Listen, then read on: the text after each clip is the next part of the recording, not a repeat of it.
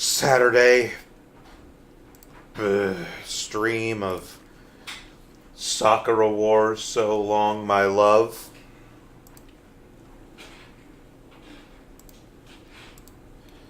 That's one way to put it. It's going to be just a second of delay because I did realize one thing I forgot to set up here, so bear with me.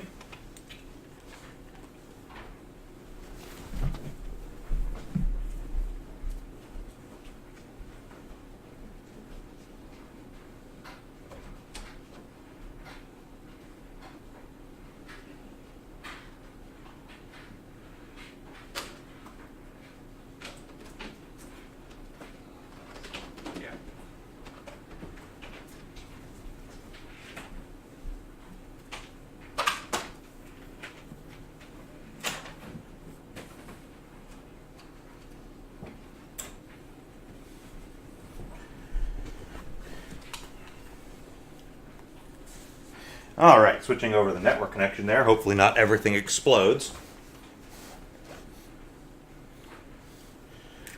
Alright, well, without further ado, I guess let's get to this shit pile.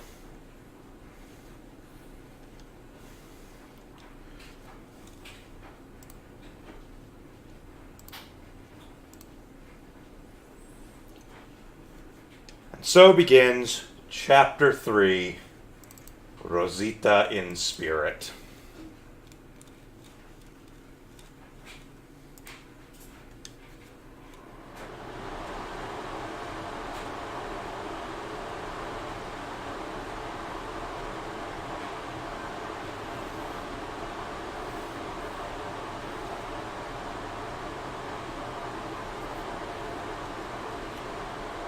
So if you'll recall from last time, we had to convince Karen that Harlem was worth saving by not tearing down and replacing it and moving all the people out of Harlem. And we did that, then we fought a giant dragon in the subway. And now this. Got a hot dog.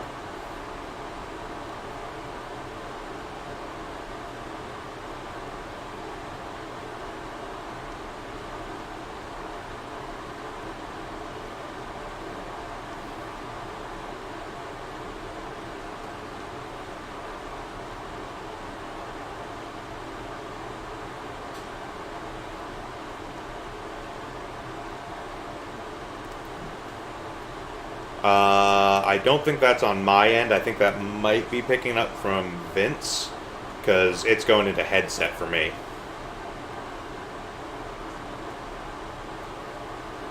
Yeah.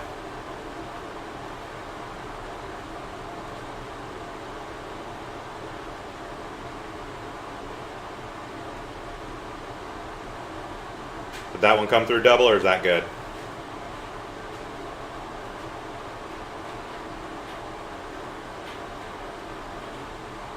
That's literally because I have Discord set to do that on this computer. It's not Parsec doing that.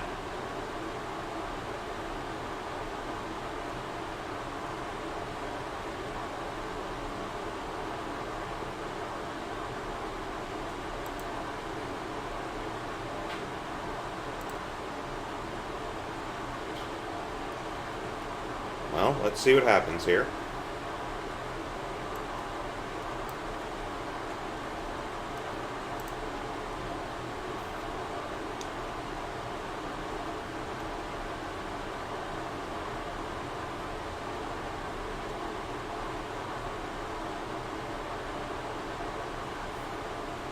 Yeah, wasn't picking up on mic out here. It was something else going on. So.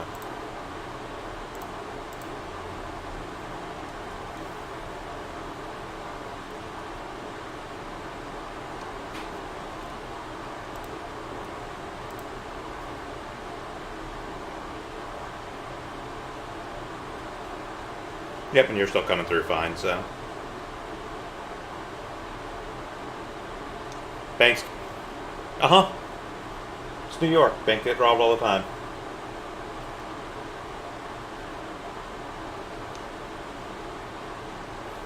There's probably more than one bank. Well, it's the bank here.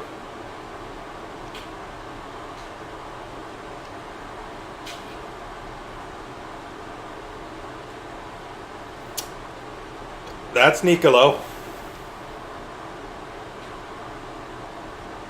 No, I'm pretty sure he's actually an Ermine, but...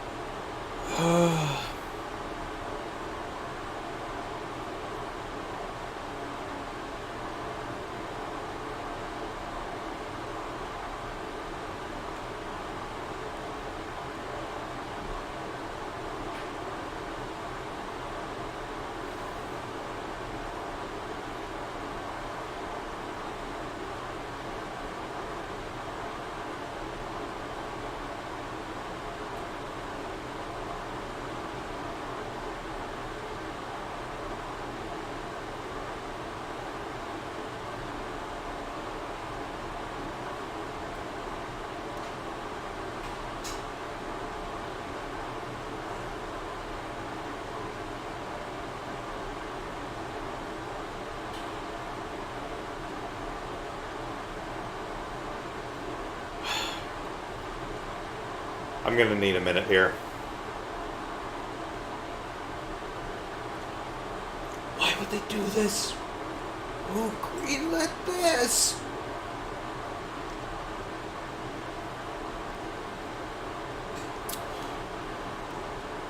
So, this is Rosita Aries. I will again read directly from my notes here. The bane of my fucking existence. Why does this series continually include actual, literal child characters? And before you respond, I know the answer is because Japan. That's not an excuse. Rosita here is voiced by Melissa Fawn, who has done a whole bunch of like UC Gundam stuff. She was Frau Bow in the 0079 movie. She was Dorothy in 0080. She was Karen in 8th MS Team.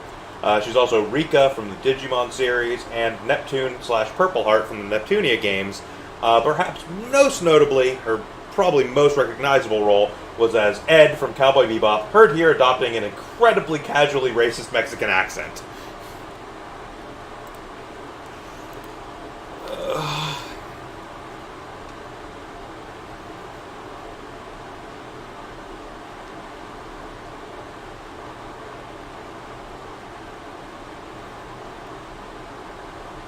I don't care if we lose points with Rosita. I hate her.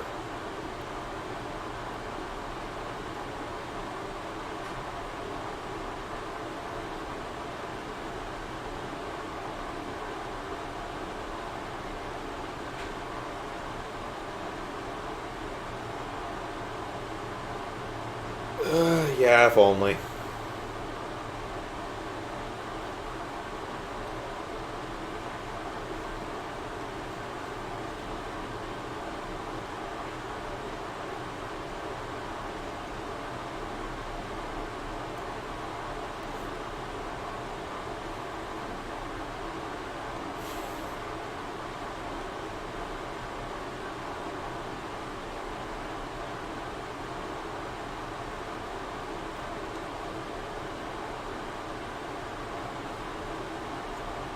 Before anyone asks, yes, it is entirely possible to follow a romance route with Rosita in this game. You can, like, go on a date with her in Chapter 7 when the dates happen.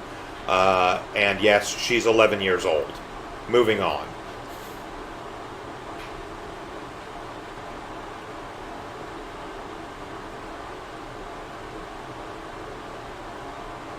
Unfortunately, that's a consistent thing through basically every Sakura Wars game. There is always a child character, and yes, they are always a technically romantic option.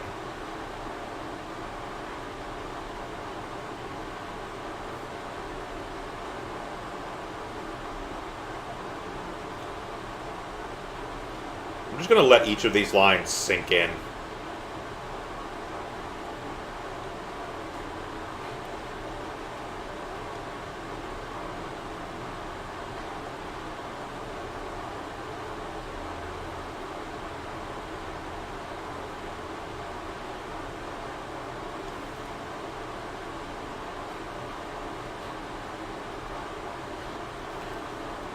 Nobody called her that.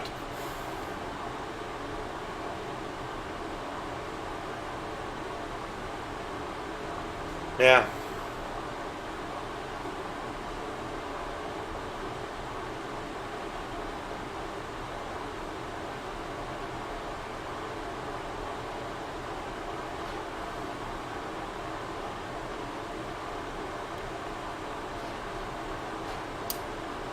So, Krampus, you remember when we were playing this and Karen threw a huge fit about Sunnyside hiring Taiga because she thought he was a young child? She doesn't care here.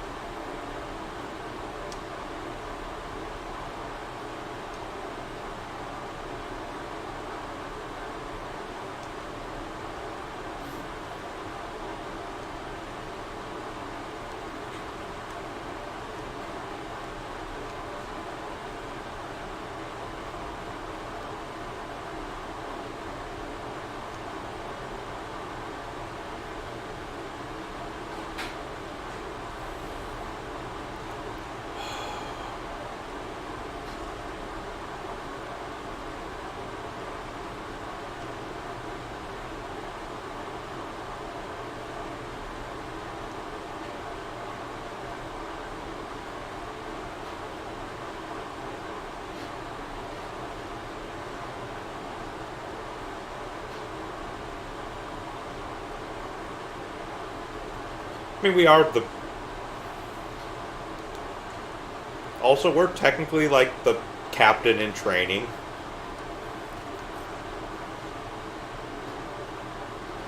Oh, well, if Sunnyside got hit, no great loss.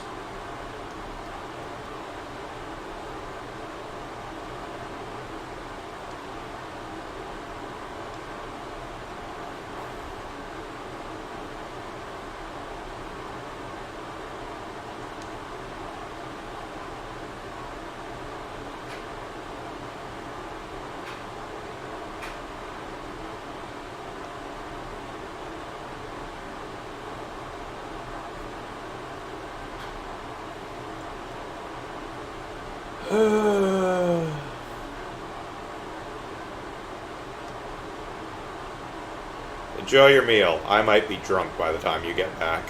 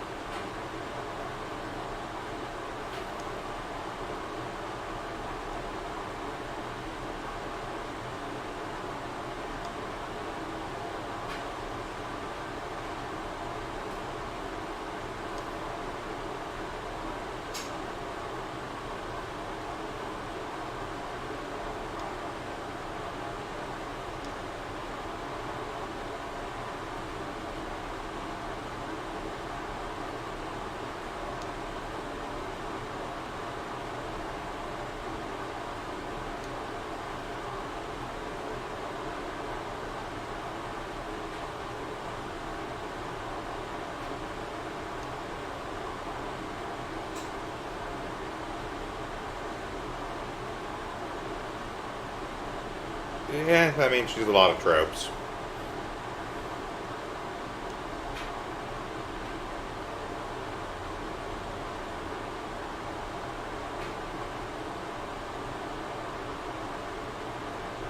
You're not helping, Subaru.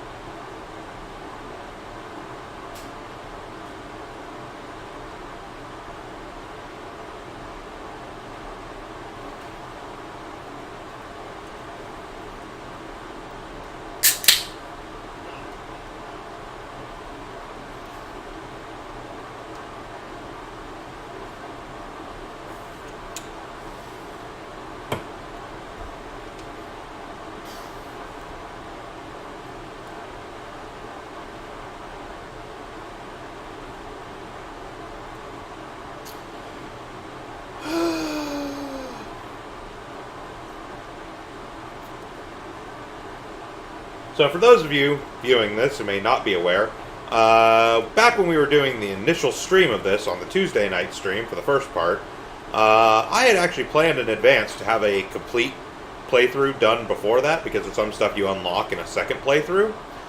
This chapter is the reason why it didn't happen, because it actually took me 3 weeks to be able to force myself to get through the Rosita chapter.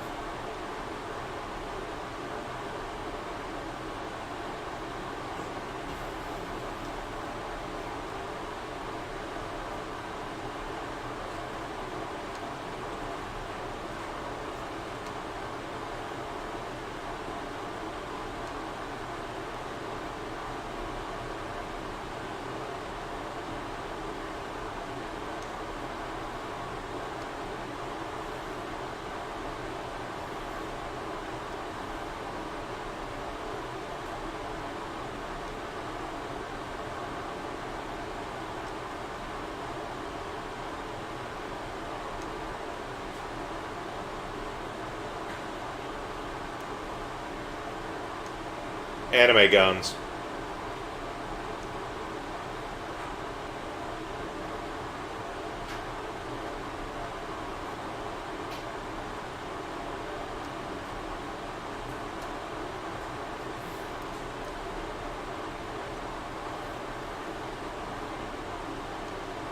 She likes it just fine now. We made it out the far end of her chapter.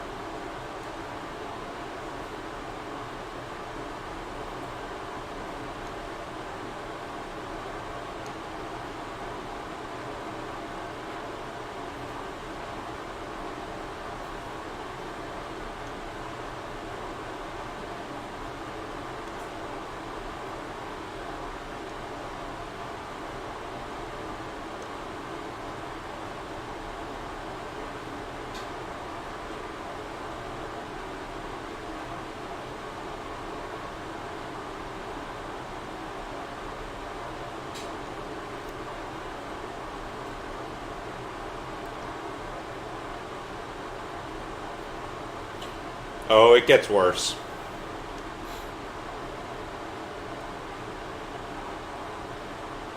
You can use your gun skills and wear a monkey suit.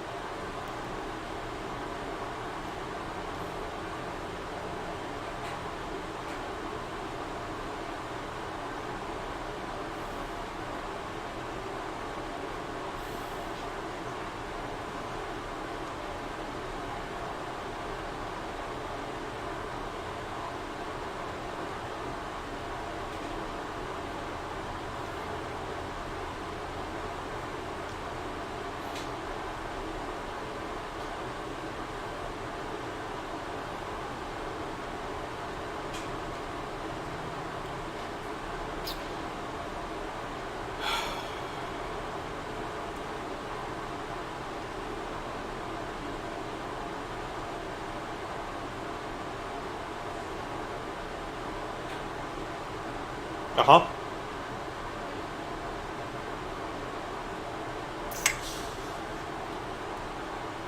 I would argue, in my opinion, Rosita is only the second most annoying child character from a Sakura Wars game. Kukelicot.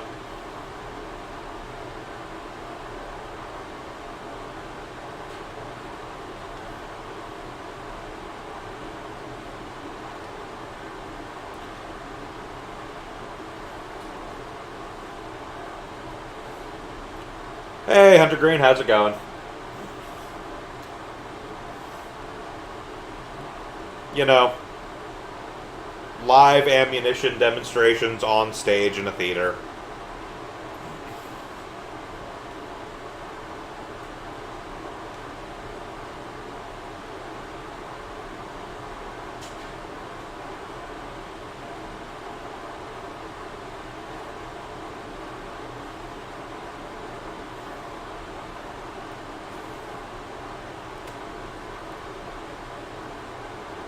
Oh, you're not able to hear them? Huh. Let me see.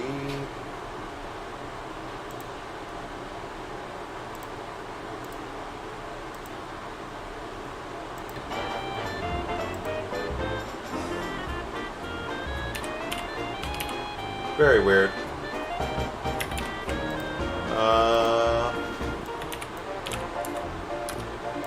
Grandpa, say something for me? Testing. 1, 2, 3.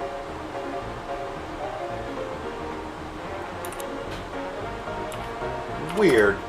I had to set up a separate audio output capture because even though I have OBS set with desktop audio going through that one, it was not picking that up for whatever reason. Thanks for the heads up. Well, that's unfortunate for the last stream. Not a whole lot we can do about that now, but whatever. Oh, the last stream they couldn't hear us anything? Yeah, he's saying the last stream, your guys' audio was not on there. Oh. Yeah, we're doing a different audio setup for stuff because they're not physically here. They're doing it through Discord, so stuff was set up differently. So that's why. But hey, from here on, you'll be able to hear the others. I'm hoping you can hear us now. Oh. Yeah, apparently the game audio was missing from the last stream too, so yeah. Wow. Okay. Whatever. We're not professionals at this. I don't care. Rosita has sapped my will to live.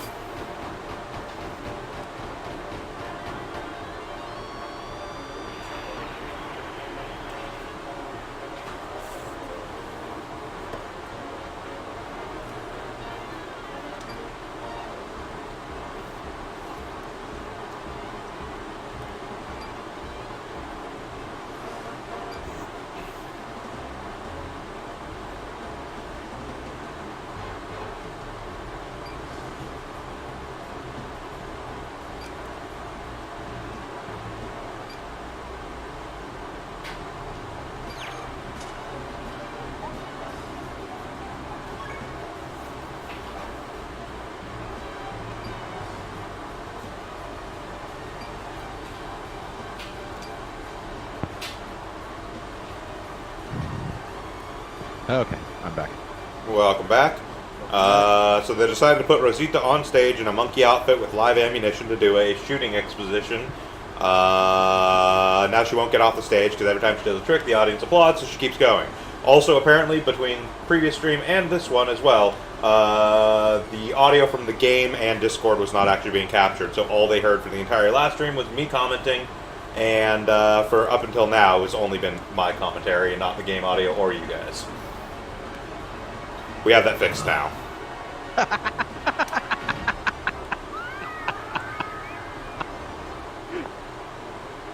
This is what happens when you try and stream a Wii game. It's God trying to keep us from inflicting Rosita on an unsuspecting public. We're already blasphemers.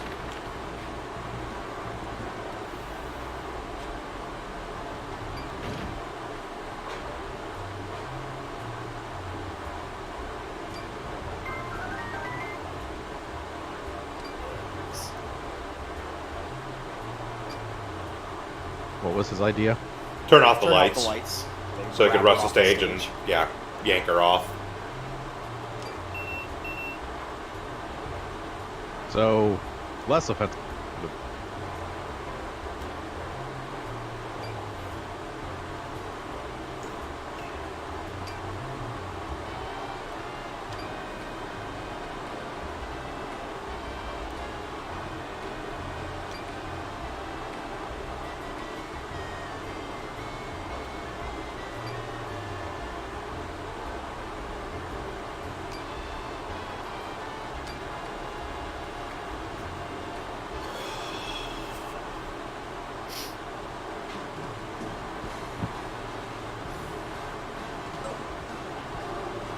So, whose idea was it to dress her up in a monkey costume and have her shoot things?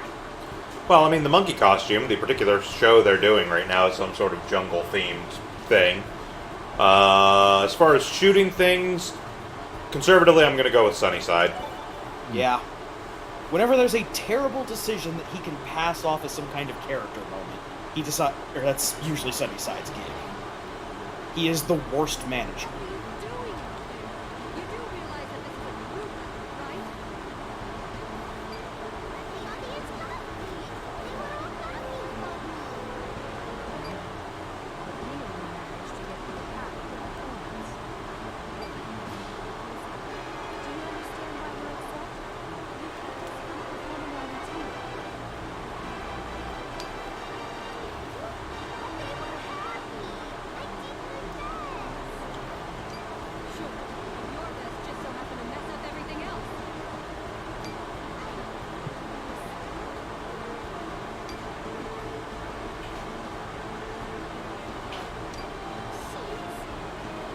Oh, don't look at us for support.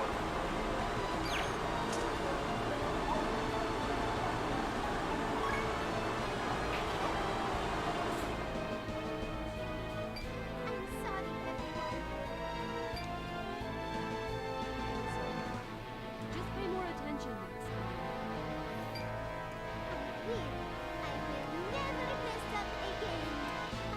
time. And join us next time when she messes up again.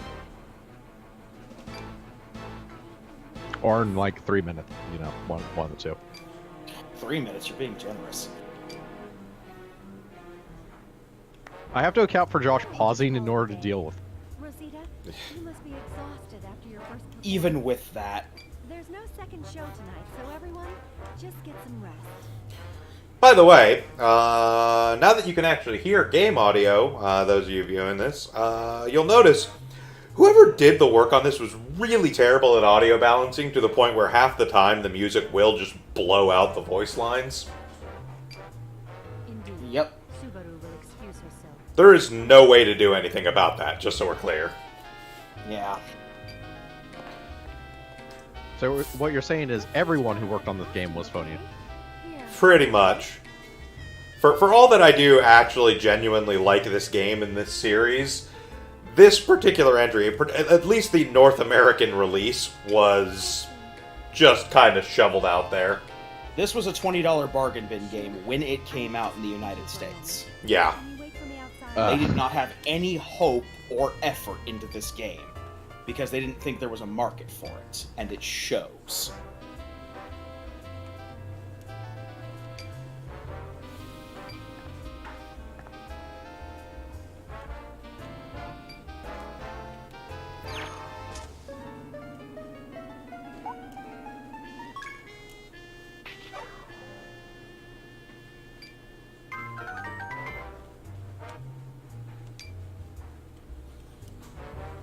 Oh, yeah. Also, just to be clear, I'm pretty sure I've already screwed up the actual Jiminy route because we were supposed to go with her in Chapter 2 instead of Subaru. I mentioned it to the other guys off stream before, but I don't care. I'm not replaying Chapter 2. Fuck off. Mm-hmm.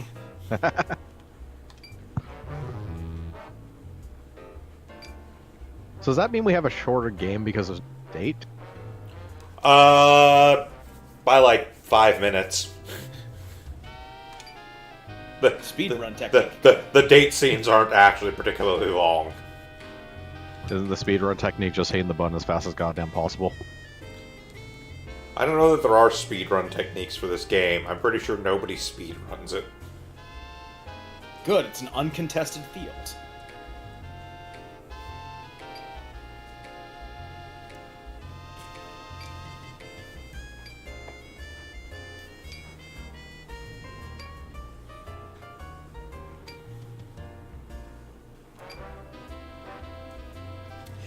Also, I don't want to deal with her. Sounds like a shit job for you, Shiny.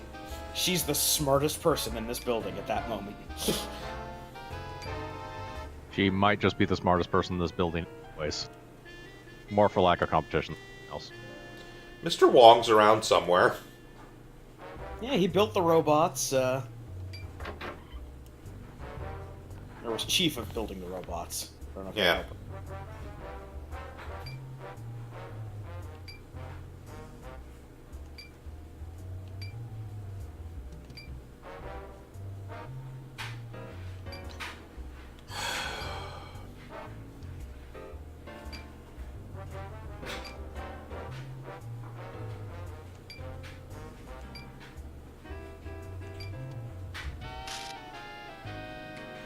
So, casual Google searching, yeah, there are, like, no speedruns of Sakura Wars. I'm not surprised. Yeah. Which means there's no competition. I mean, again, it's visual, It's a novel There's games only aren't. so many. Visual novel games are not exactly a high speedrun genre.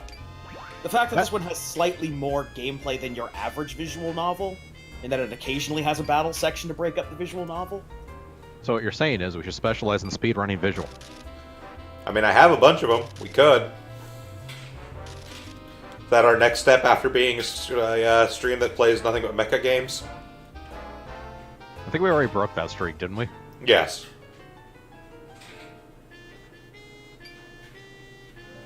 But it was like a good, 2.5 weeks.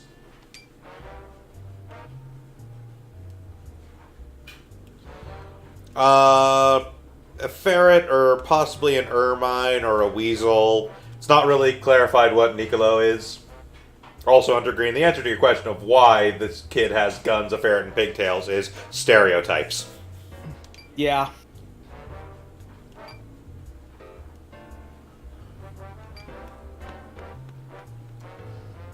Where does a ferret come in play when it comes to stereotypes?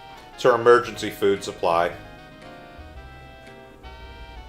Is that our actual excuse? Yes. Yes. Nicolo is my friend, but he is also my plan B.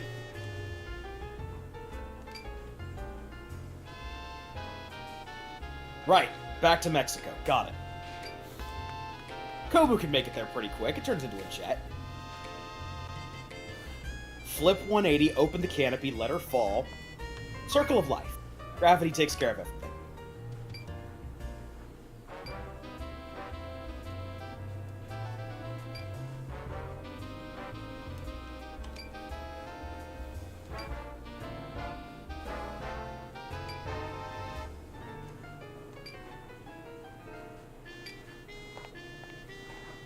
It's not really an out-of-character moment. Everyone loves pictures of cute cats. Yes, Hunter.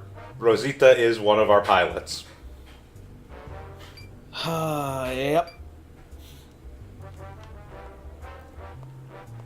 Oddly enough, that seems less irresponsible than letting her go on stage with guns. Her giant robot has guns as well.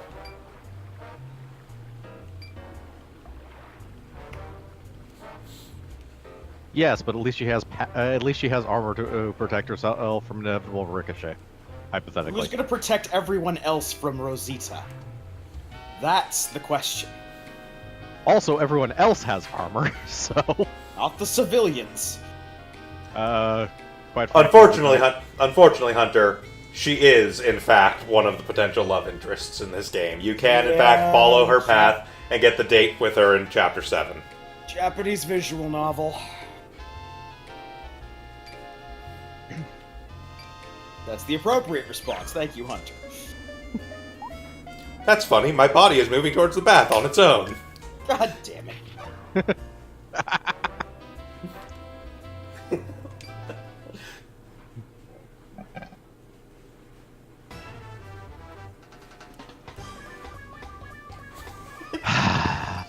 Really have to piss off the only two people I sort of like.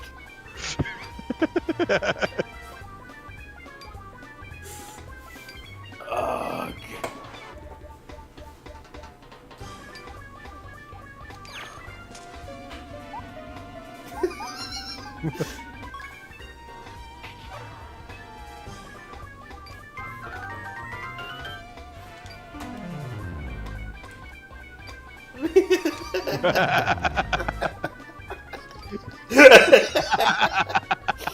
God damn it.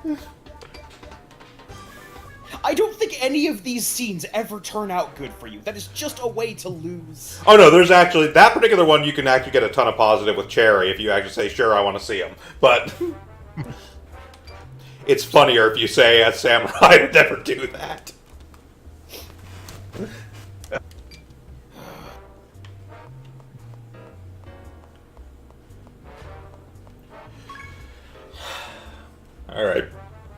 Alright, you fucking gremlin, let's go. So, as bad and stereotypical as it is, I at least have to give them credit for, millions of clothes on the child. Are you hearing this music? Yep.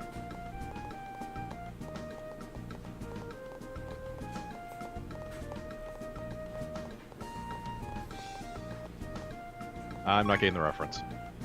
It's not a reference. It's not a just... reference. They're just trying to do more like Latin style music than the normal. Ah. They change the background music while you're with Rosita. So also notably, doing that hot spring scene gets you this conversation, which is also really funny.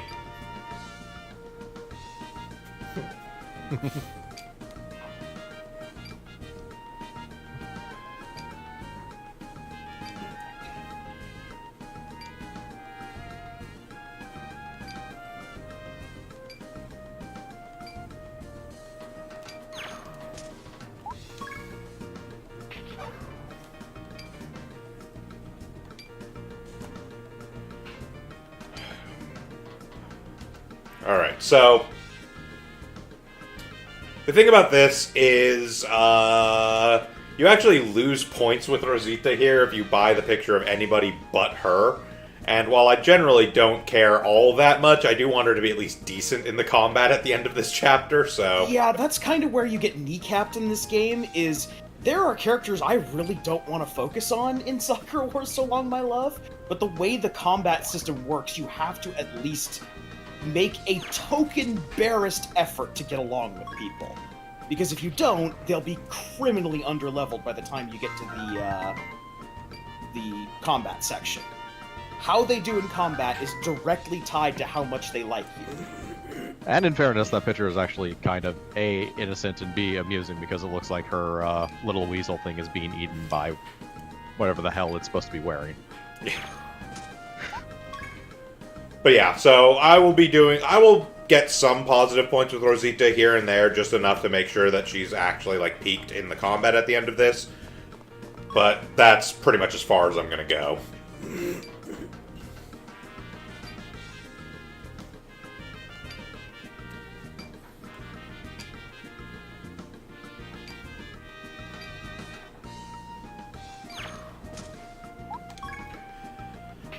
So we've got photo theme again, and this is the perfect background scene for your Subaru. Visit places with an elegant ambiance. To me, that says the hotel, but they could mean anything by that. I believe there are two. I believe it is either the hotel or the jazz club.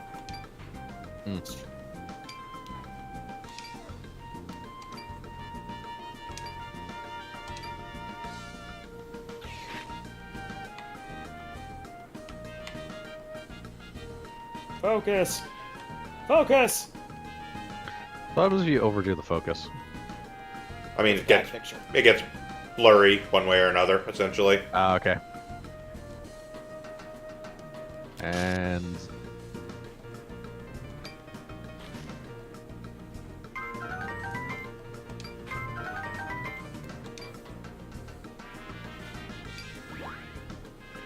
I would have zoomed in on the refrigerator, wherever the hell that thing is. Well, you see, Hunter, if she does that, it makes herself appear bigger so that predators will be scared off.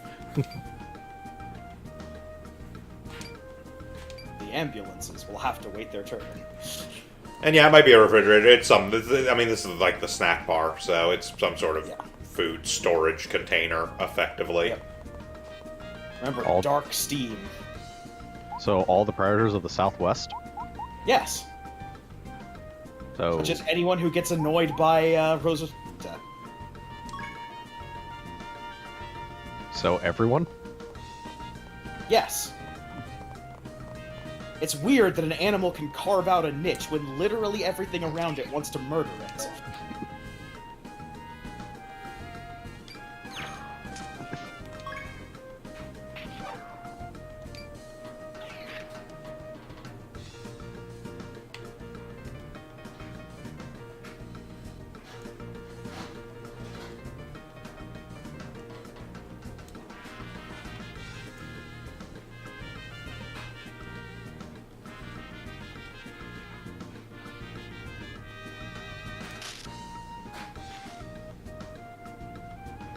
On the one hand, this is pretty good camera technology for the era. On the other hand, I really wouldn't want to play a game that actually had camera technology of the era. Oh, this is especially good camera technology when you realize this is a steam-powered camera inside a pocket watch. Yep. Well, I mean, it's Magic Steam, so... Yeah. Yeah. We use the light steam, whereas they use the dark steam.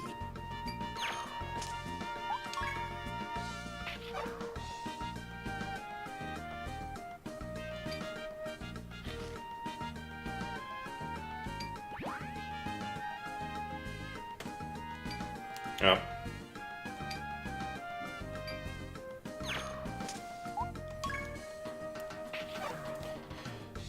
It's kind of hard to tell because this was a Wii game, so it's not really high def at all, and I'm playing it on a high def TV from like 15 feet away, so... Well, okay, I remember even when we played this on the Wii, it was not that great at differentiating between blurry and thing. It would be nice if they gave you some kind of indicator, like, oh... On the actual camera, like a light or something, yeah. Yeah, or just the reticle changes color. Take yet another photograph. Yeah, try and make this one not blurry. Ah.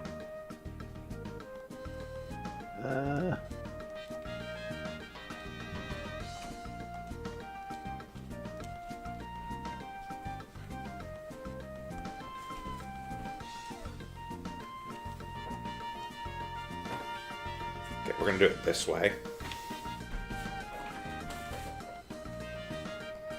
Very technically, it looks like Crosshair is an alternative way of...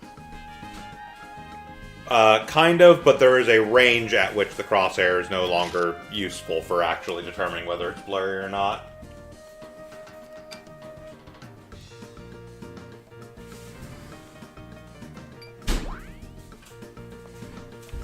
That's still probably pretty blurry, but we'll give it a try, I guess. Yep, did not mean to go here, but whatever. Guess we're doing this now.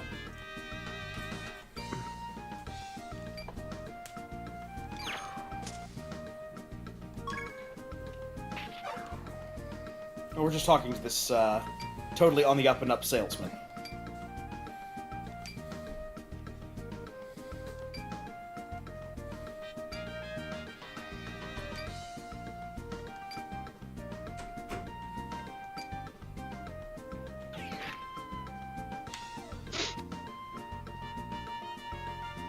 Are we seriously taking a picture of him and Rosita? You're half right.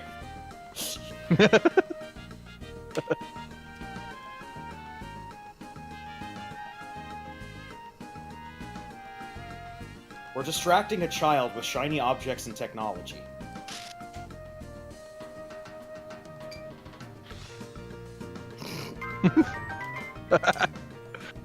And that's the actual right answer for Rosita, by the way. Yeah, she wanted a picture of the Tanuki.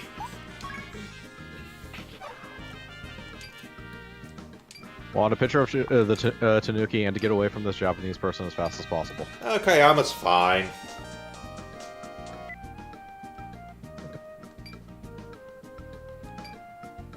Something's happened in the Bay Area. I don't know. $5 on saying that the ammo cooked off in her makeshift house. There's ammo in your house? Have you seen how many bullets she fires? She's gonna have speed loaders loaded in every single part of that coat. You mean the poncho? Poncho, yeah. Dark Numa. Villainy afoot.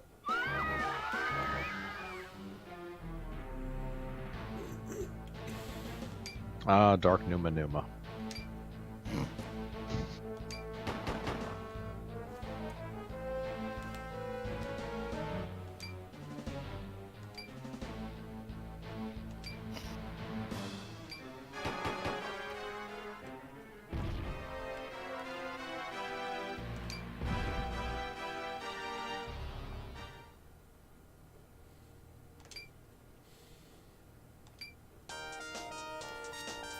That's what happens when you shoot people. They're gone. Forever.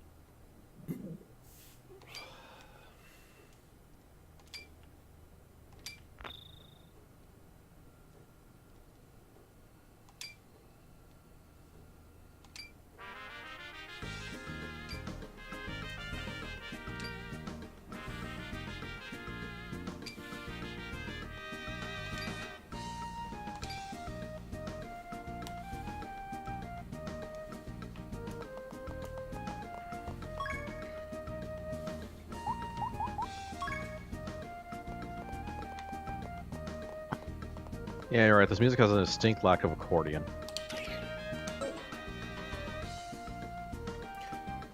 It's more generically Latin than specifically Mexican.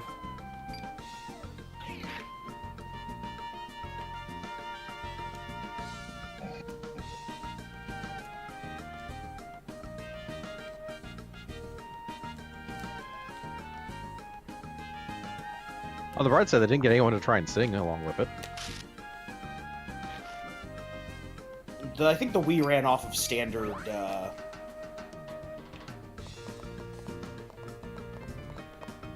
Lost my train of thought there. Never mind. Some sort of MIDI technology or something. Yeah, I don't think the system could have. No, it had MP3. Okay. Yeah. Yeah, I would assume so. It hasn't. I remember the Wii was that. built basically as a box of scraps. Technically, that's like to all Nintendo systems, really, in a strange way. I mean, good scraps, but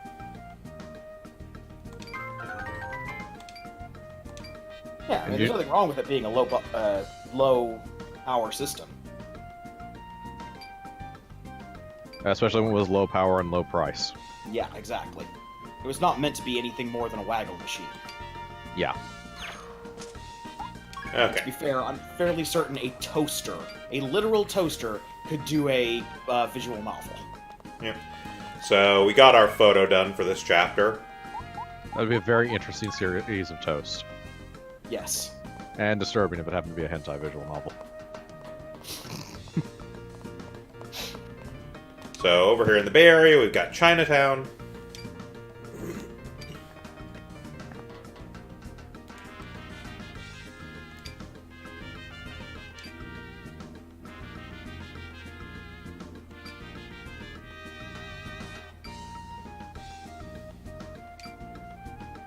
I'm already paying for the window that the Wrecking Child destroyed.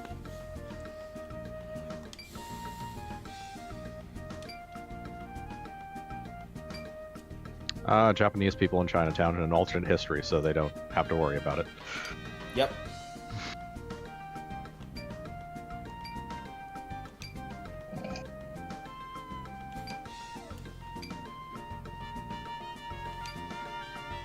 Of course, the old man sells Chinese medicine.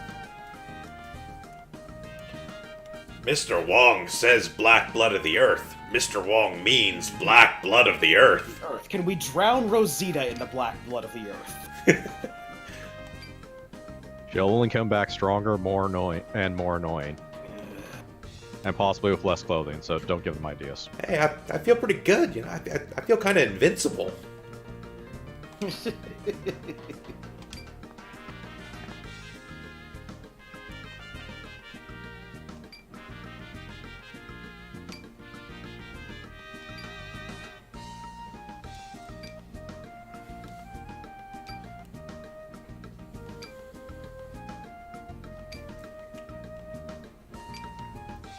For reference, I legitimately have no idea if that character has any importance to this story. This might be the only time we see her.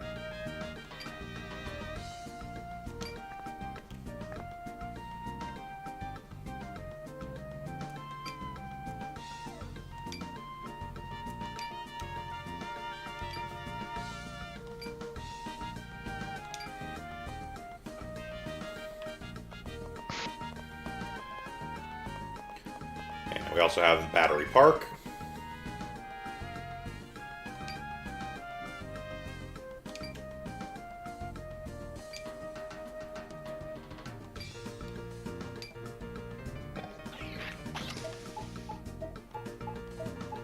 And zoom in on the Statue of Liberty.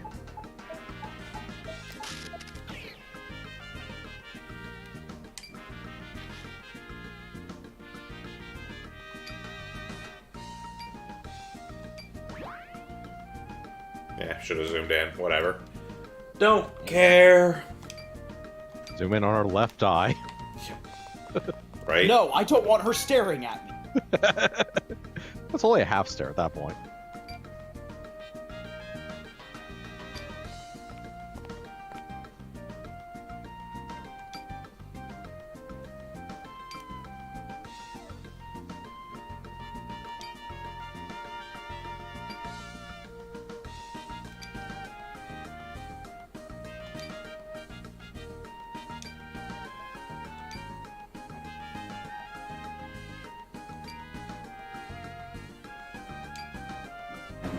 Is there courthouses on Wall Street, or does she just work for... Eh? In this game, there's court on Wall Street. I mean, okay, sure, why not, but...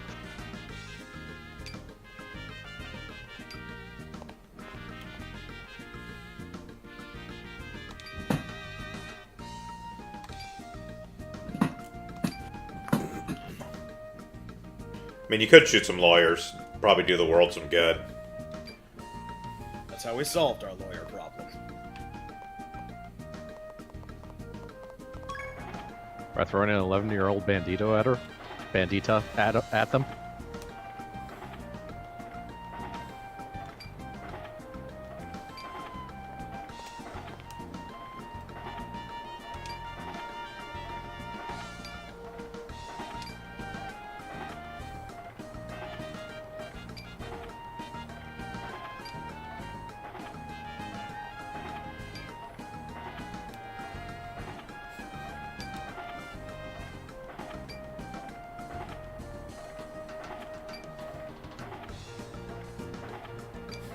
Or maybe we're building a tower in defiance of God, and he's going to crush it and change our languages so that we can never communicate and build something like that. Nah, I'm sure that'll never happen.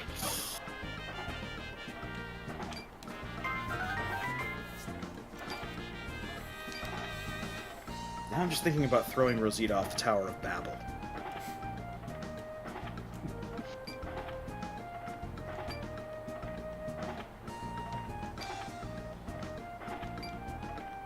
Subaru has forgotten how you are like cancer to my brain.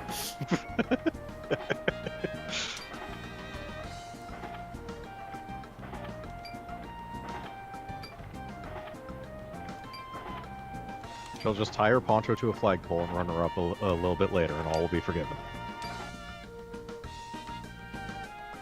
So stand still for a second with Rosita facing the camera. So, okay, yes, her idle animation is just bobbing back and forth. Yes. She just kind of wobbles. I like that most of the background people are literally just painted on like MS Paint people. Uh-huh. Fantastic. So what you're saying is we're using an 11-year-old with ADHD as a weapon. Yes.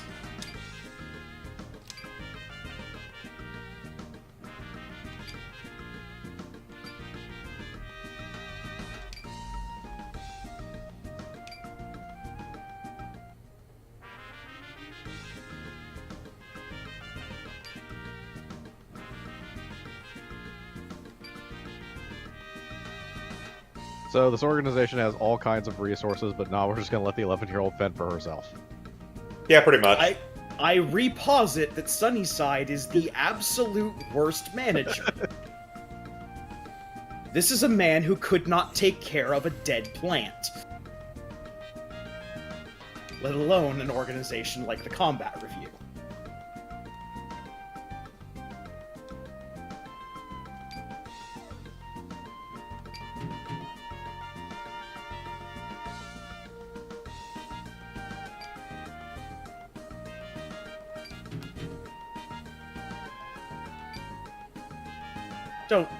Don't encourage her.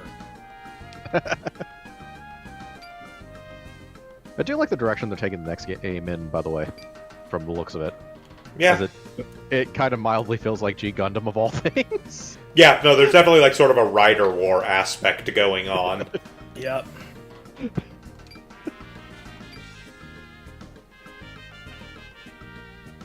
Oh, and she has coffee. Of course she does.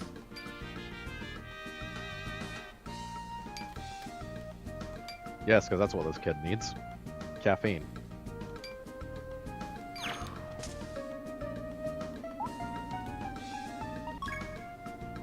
Yes, eat the raw fish. Die from eating the raw fish.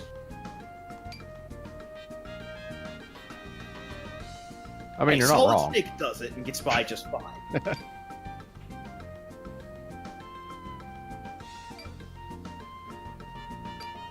Actually, fish, not as much.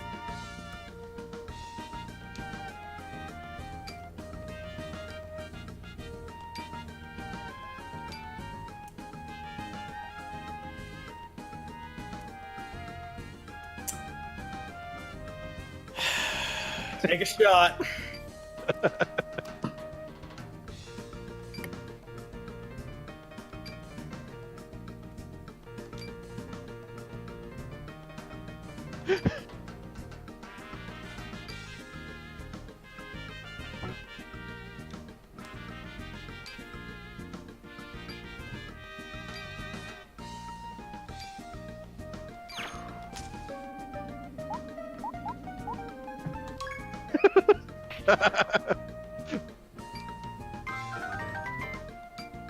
There's this option and the other two that look uncomfortable. Yep.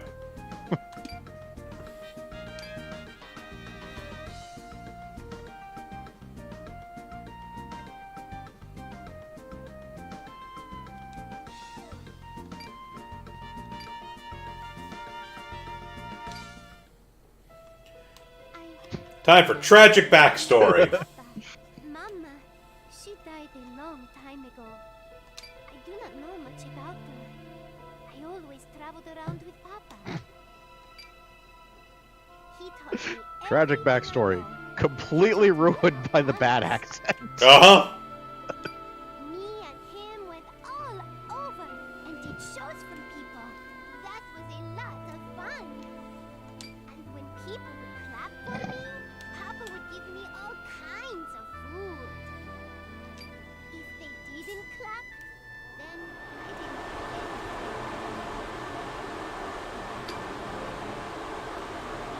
I loved him so much though.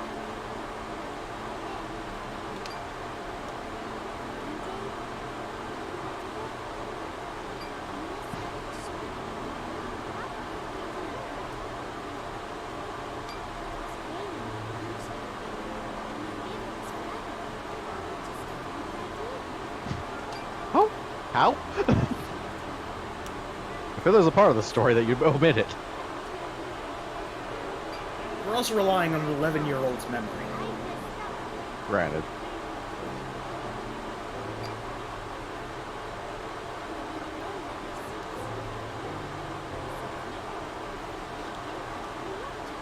For some reason, I'm never going to really explain that. He was drawn here by the new guy of the city.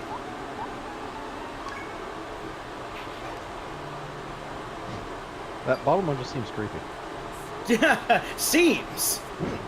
That seems to be, Vincent. You have a good and stable mind inside your head.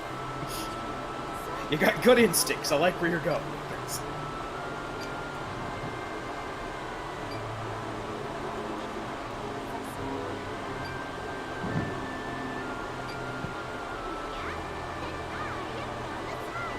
See, the problem is she's only smiling when other people are suffering. I would rather see her morose and quiet, just like this new American education system. Her existence makes other people suffer.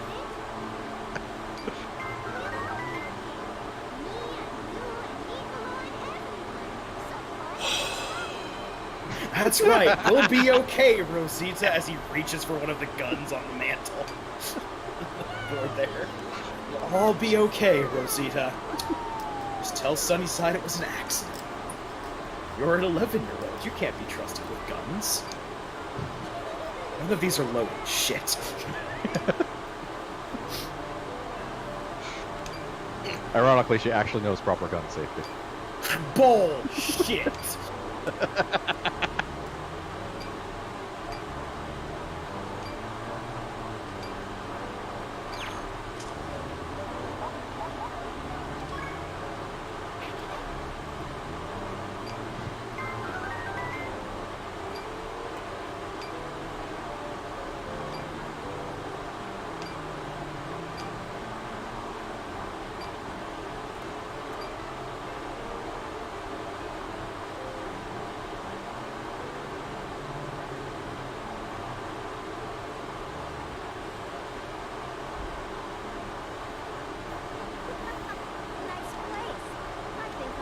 So, has this character been around, or is this the first time it showed up? Showed up once before. This was technically the boss of the, prologue chapter. Yeah. Okay. What the fuck is it? Grim Reaper Clown Rabbit. From the moon. From the moon.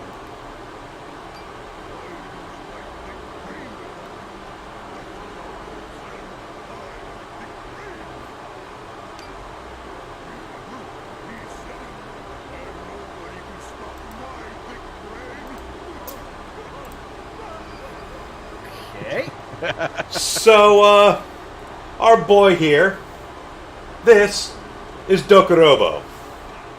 His brain is the only muscle he has never exercised. He is voiced by Paul St. Peter, who is most well known probably as either Xemnas from the Kingdom Hearts series or Kurama the Nine Tails from Naruto. However, he's also the narrator of the Soul Calibur series, Punch from Cowboy Bebop, and 100,000 Digimon just like everyone else, but actually notably fan favorite Leomon and pretty much every variation of Leomon that's ever shown up. Ah, good. This version of him can't die then. He's already dead. So, in the fine tradition of this game of having good voice actors delivering very terrible performances. Yes. He's probably one of the best performances in this game, actually. Actually, you're probably not wrong, and that's somehow worse.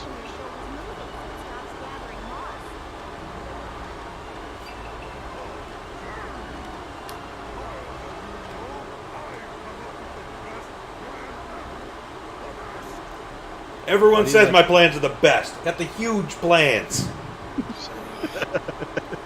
Can we not bring the other Dark Steam monster into this game?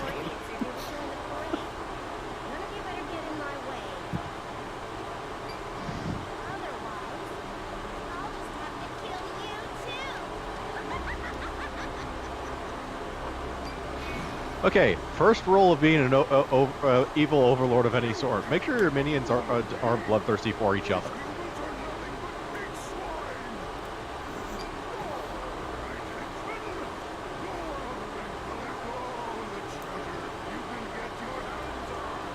Did he turn into a pirate for half a second there?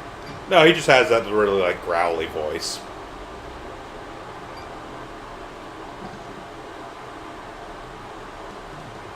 Aw. I was hoping he would turn into a pirate and then start rapping.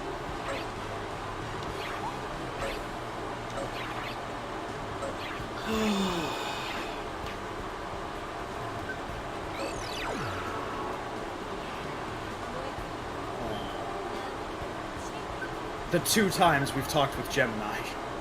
She's not the Jiminy, yeah. For the moment, it doesn't really matter since she's not a pilot for quite a while yet, so her motivation is not all that important. So, basically, main romantic interest, we don't actually get to use her for a shit ton of time. Yeah, I think like chapter 5 or 6, she finally actually becomes a pilot out of 8. Yeah.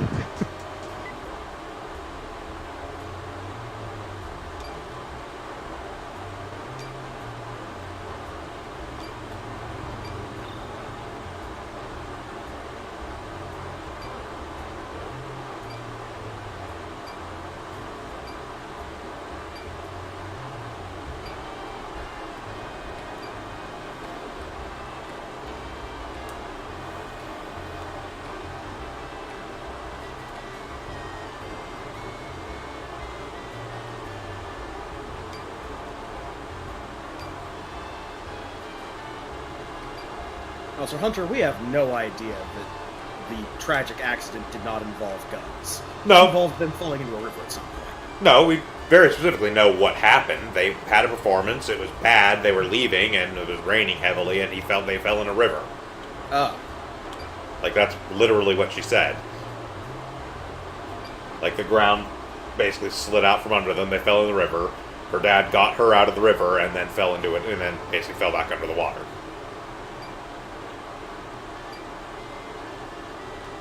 It's not a complicated backstory, it's just dumb and stereotypically tragic. So, continuing with the stereotypical tragedy, is her father also the guy in a mask with a katana through his head? No, Dokorobo's just Dokorobo. Okay, good.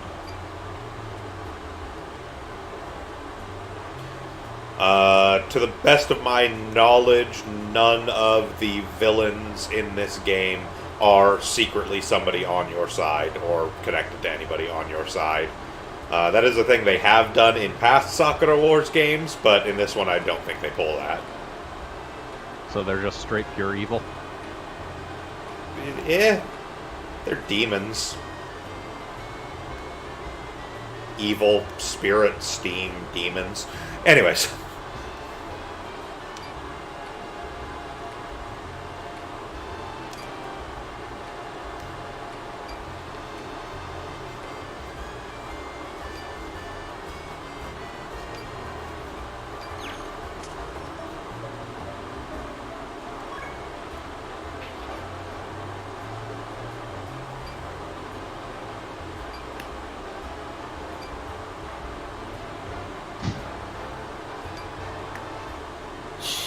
Jesus.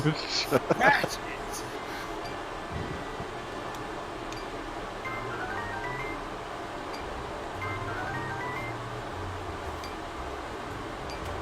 So at least most of them trust your character not to be a pedophile. Yep. But see, Cherry's been a part of other combat reviews, so she's got to watch out for that kind of thing. Ratchet, you mean? Ratchet, yeah, sorry. And technically Ratchet. she wasn't part of another combat review, she just trained with them.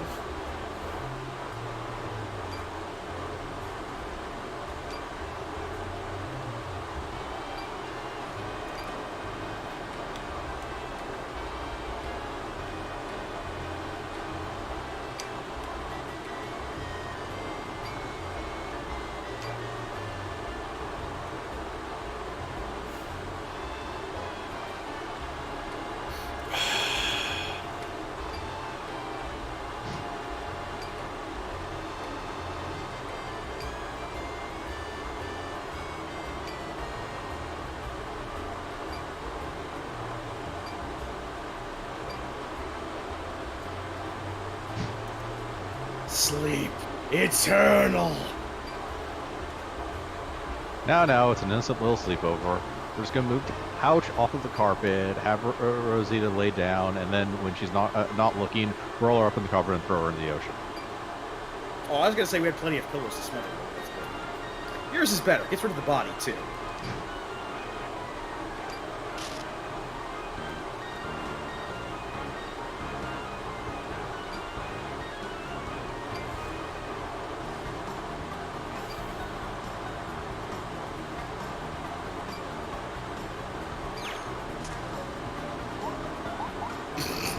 One of those we don't really have time for.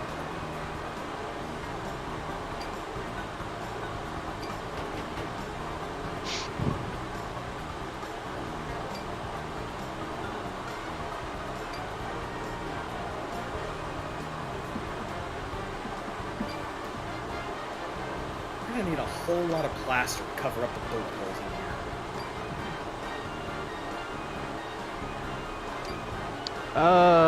Let's see, this was built with stucco. Not gonna need that much plaster.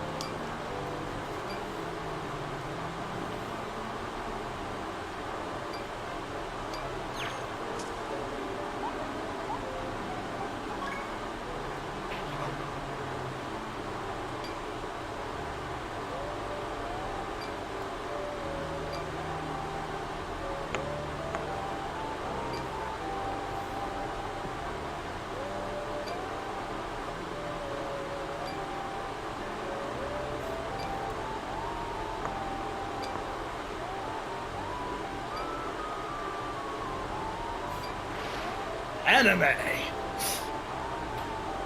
For reference, I dropped the save state there because I couldn't remember if there was actually a QTE involved with maintaining the boiler. Right. I would not have put it past the game.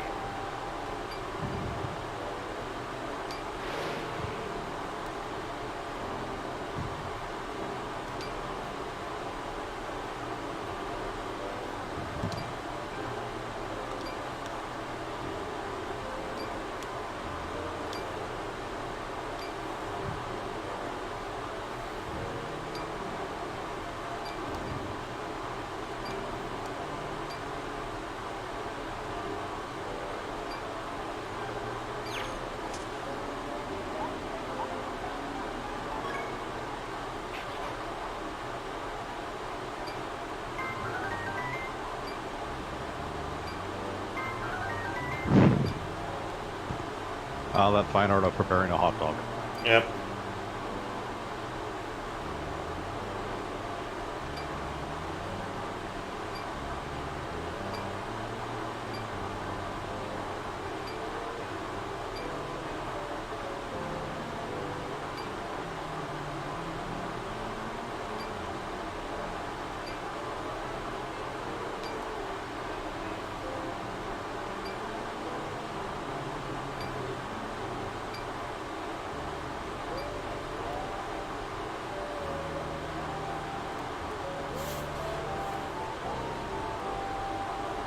Yeah, unfortunately, Hunter, this game is very lull Japan. Yeah.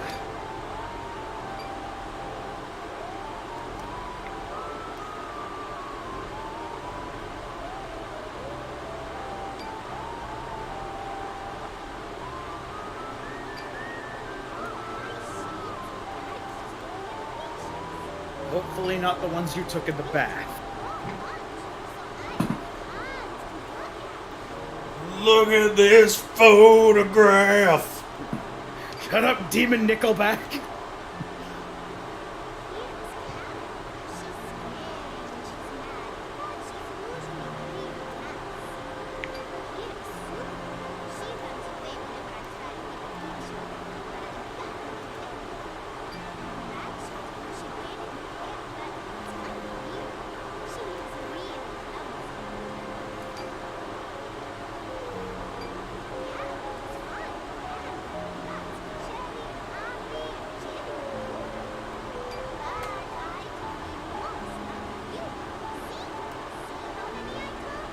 Because we're the only person who spends any amount of time with this person. Oh no!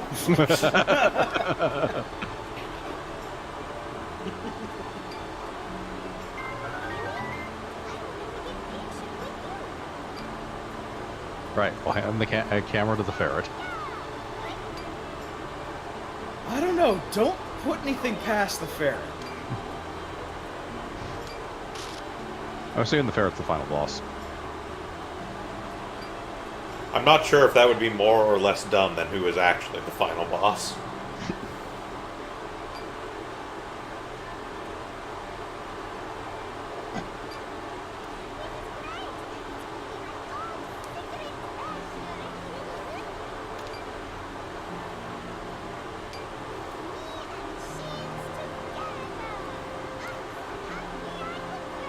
It's amazing the number of times I have to take my headset off and just kind of squeeze my nose in frustration at this game.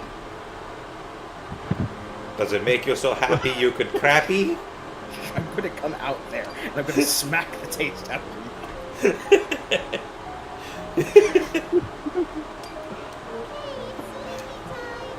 I don't know who translated this game, but they should be in jail. It's all this chapter!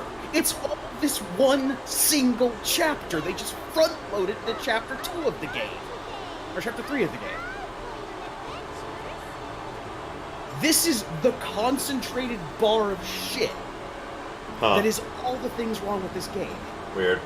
Just for reference for those watching, the text about saving the save state isn't actually sticking on the screen, it's only sticking in the capture, and I'm not sure why, but we'll move on. Yeah, the recording rig necessary to do this particular setup is a complicated and foul beast, best of times. And the mouse cursor is there because there's no way to actually not capture the cursor when capturing the dolphin screen for some reason, and I do have to kind of keep moving the stuff back and forth between screens to do stuff. So the cursor will show up occasionally. The fact that we have sound in this stream is a marked improvement from last time, apparently. Yeah.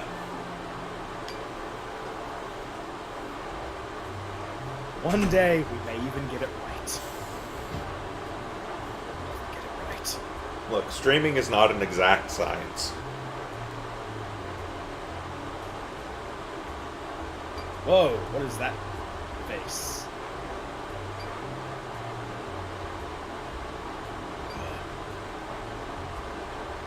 That's a pretty standard anime face, honestly. Yeah. They just haven't pulled it with anyone else, that's the thing.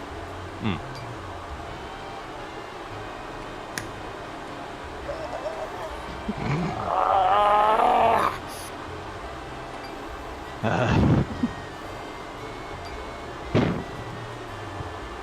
The worst part is we can't really blame this on the localizers. They're just translating what was in front of them.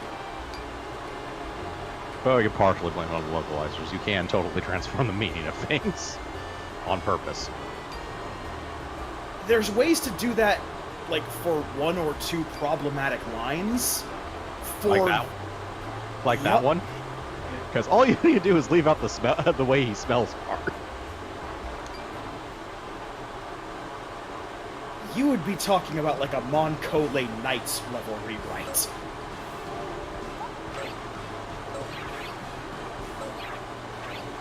You'd be talking invisible guns pointed at Kaiba. Levels of rewrites.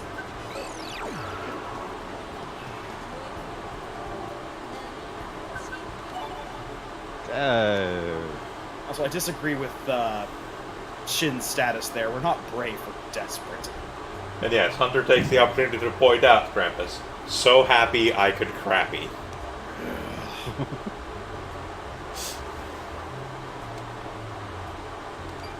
Thank you, our loyal fan, who I am obligated to not be angry at.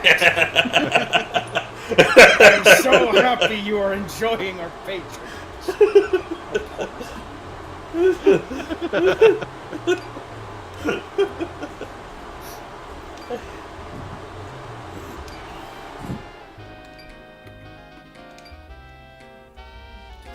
Who's ready for pancake minigame?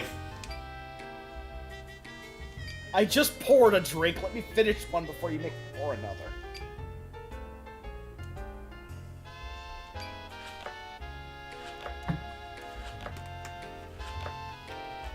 Luckily, it's just cranberry juice, but...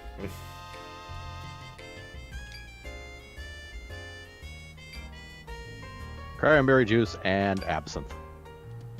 No. I'm coming off of surgery. I'm not going to be getting that drunk. I'm doing this sober. For the moment, I am too.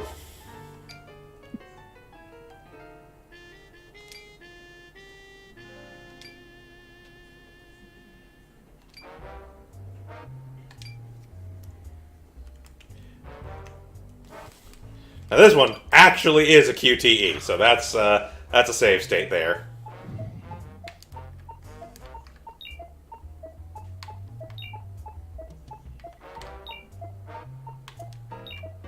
Oh god, they hate you. Let's do this with a Wiimote. Uh-huh. In fairness, that particular rotation there was actually the stick on the chuck, technically. Okay. The one on the... No, I take it back, that was the Wiimote, because it's the right side is the Wiimote, the left side is the chuck.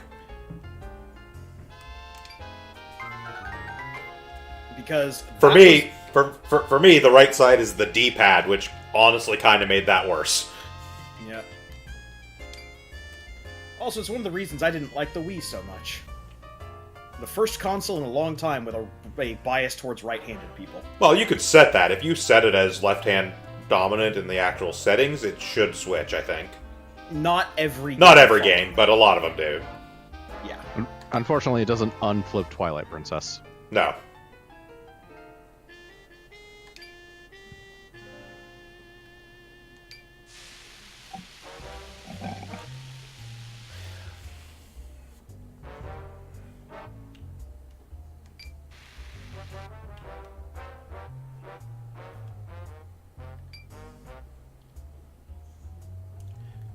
making bacon pancakes.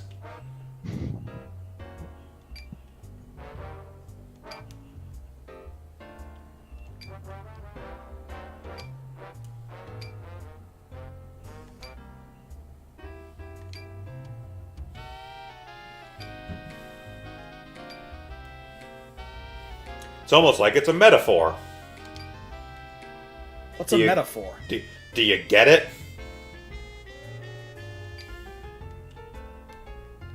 I'm sorry, you're going to put an 11-year-old bounty hunter with a ferret for a mascot and a gold and silver, literal gold and silver guns, not just plated. Have her be the spastic one, and you're going to talk about subtlety?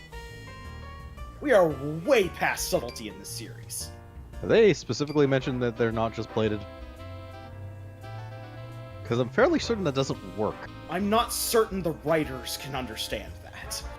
Yeah, no, both gold and silver would frankly be terrible metals to actually completely make a gun out of. But she just calls them a gold gun and silver gun. I think they are meant to be actual gold gun, silver gun. They do never actually specify, though, because they never who specify cares? whether or not. Logic and sanity says they're plated. But they could have been forged with pneuma or whatnot in some ancient technique. I don't.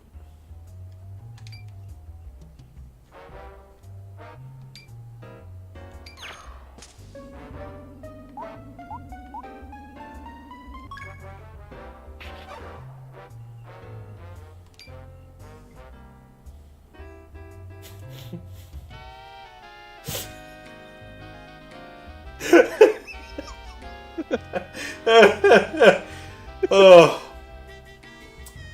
Pretty much the one redeeming line in the entirety of the Rosita chapter. What are you talking about?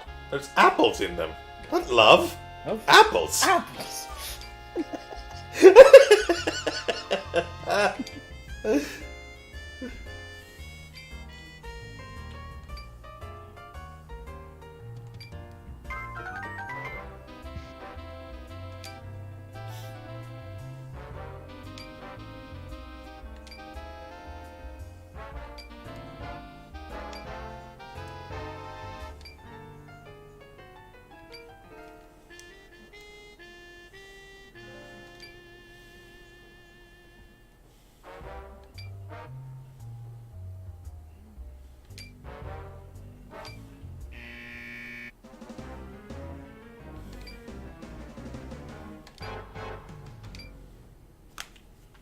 Now that we've had a character moment, it's time to put it into practice. That alarm seemed a bit sudden and abrupt. And also something that could accidentally be, like, not heard.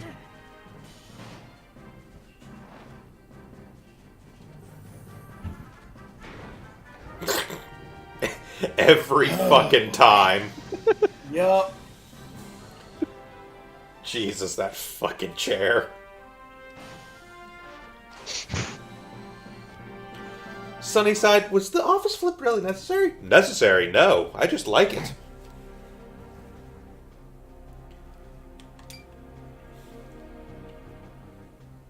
I don't think the advanced security system of the Federal Reserve covers dark pneuma robot.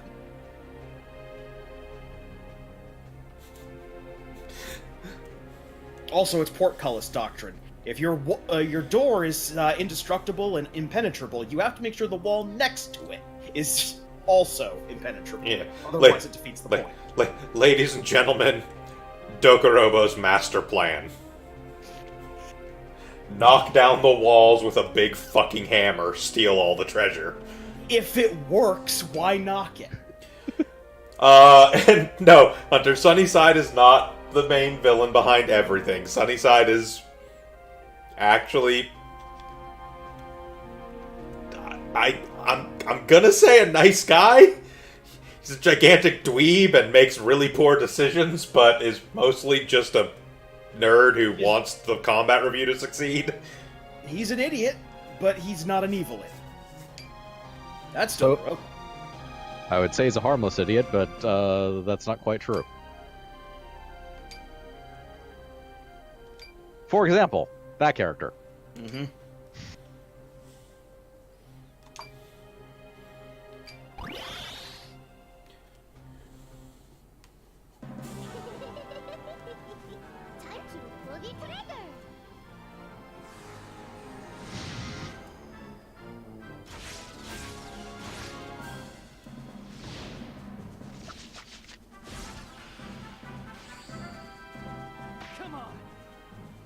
here.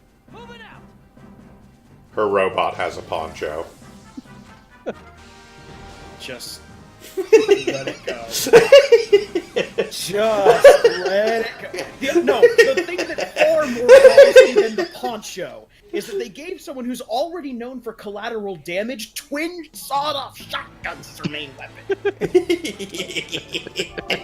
Sunnyside is the worst at making any sort of decisions. Honestly, I'm fine with the poncho. It's not like these robots aren't designed to be stylish to begin with. So now you can see that Rosita is highly motivated, and we have advanced from brave to victory for Taiga. Maudlin. Introspective.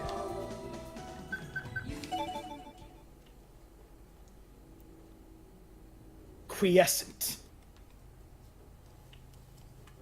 Pancake. Oh boy. Apple pancake.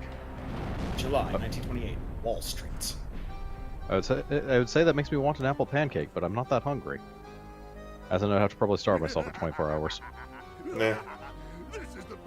Hey, the apple pancakes at Ricky's are pretty fucking good. Mm. Measure twice, smash once. That's my motto. Everyone, worship my thick brain. I fucking I love don't know. Dokuro. He's probably my favorite character in this by a wide margin. He doesn't really have competition. Who are you? Who are you? Like I said, probably the best delivery in this entire game. Yeah. Like the voice one, the text on the screen there made it sound like he was going to be shouting it, but the delivery of it just, who are you? Yeah. You are the bad guy, mister, and I won't forgive you. New York Combat Review, huh? Yeah, I've heard of you, chumps.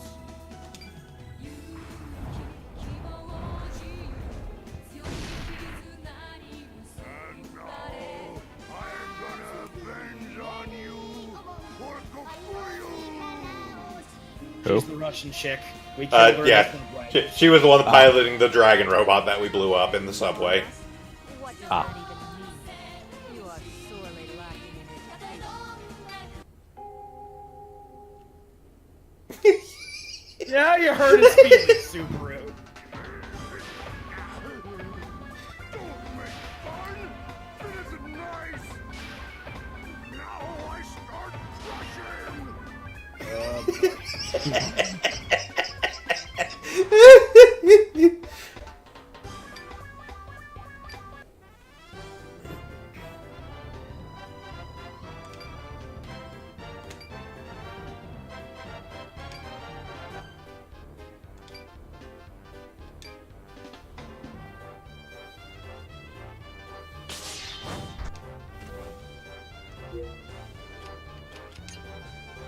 So, as usual, going into the tie strategy to start with.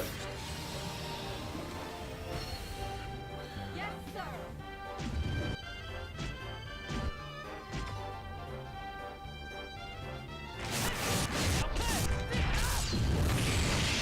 And yeah, as you may notice here, we have significantly more blue bar than we did previously because we have gone up in rank, which increases Shin's stats, which, you know, quite nicely means that, and Shin's status doesn't actually ever go down at all, so we're only going to get better as the game goes on, effectively.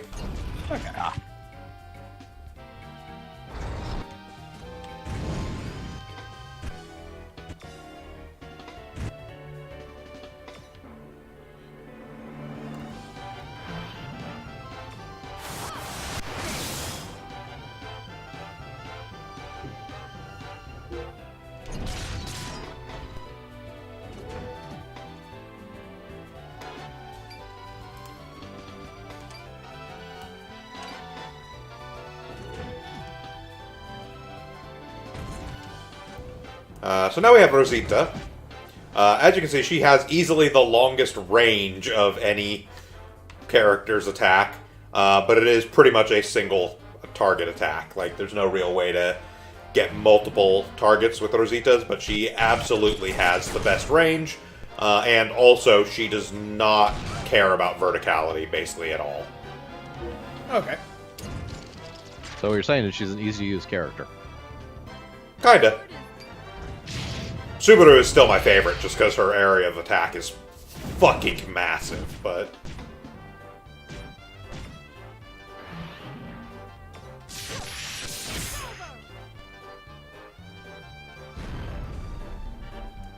In the name of...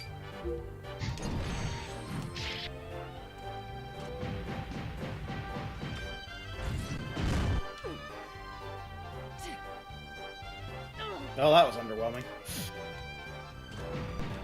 They scratch the paint! Kill them!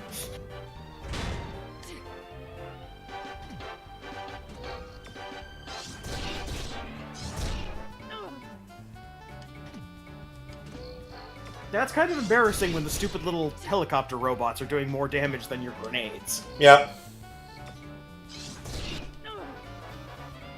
Yeah, even in aggregate.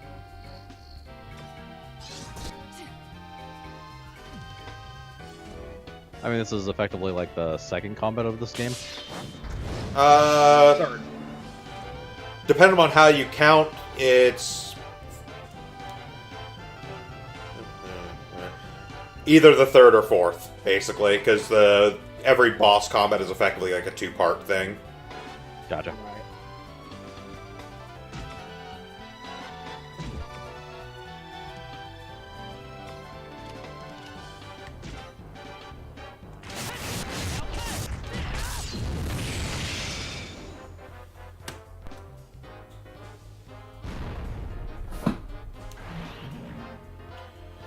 Now, you may have noticed earlier, there was a thing about, like, if you can find some way to seal those turrets, well, how do we seal them? By stabbing on them. Yep. Yep, just stand on them.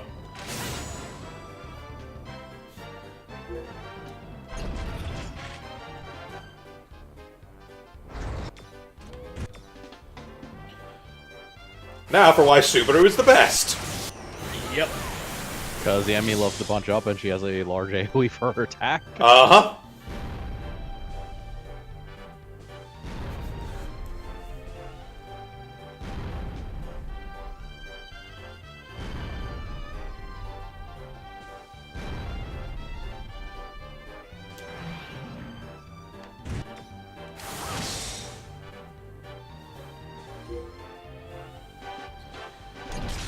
Yeah, the generic music is not amazing.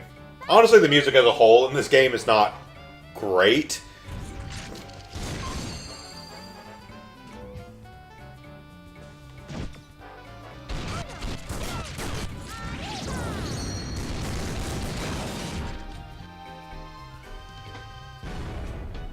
Is turn order fixed? Yes. Okay.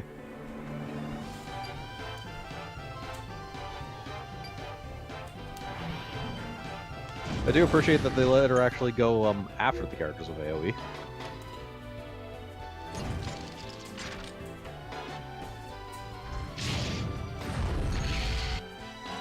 Except that one.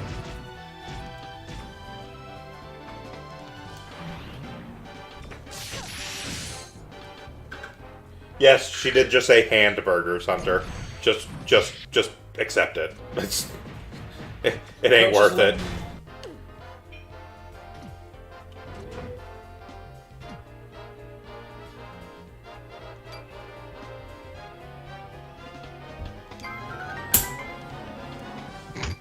Yay. So you stand on one manhole cover and they all disappear. No, that's specifically triggered because this one tried to open and Shin was standing on it. Yeah. Ah, okay. But it's also not a problem because... That's the last hit.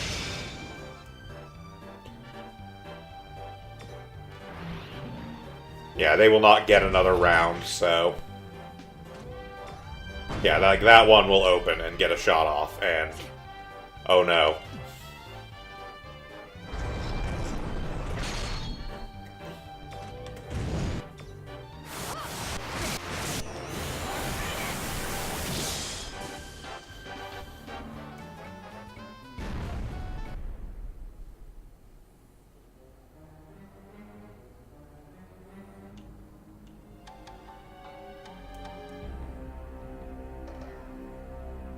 I didn't notice the skulls on his shoulder pads until just now. Yep, his shoulder pad, his pauldrons are both giant skulls. He's got a skull on his belly.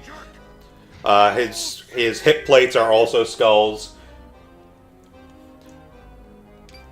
You're toast. Bang, bang for these bad guys. It should be noted, in case you missed it, his name is Dokurobo, which roughly translates to Skullman. Fantastic. It's kind of a more informal, so it's almost more like Skull Guy or Skull Dude. But yeah, his name is basically Skull.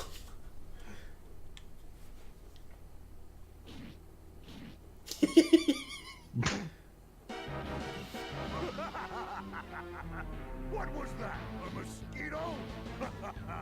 Can't touch this! Da da da da da da da da. Oh, it's right. The greatest power on Earth! Kingdom Hearts. Leave us alone, or I'll make you pay. So why does the 11-year-old bounty hunter know how to pilot a mech? Your puny Spirit steam. nothing compared Yeah. to my masterpiece. Rushing time!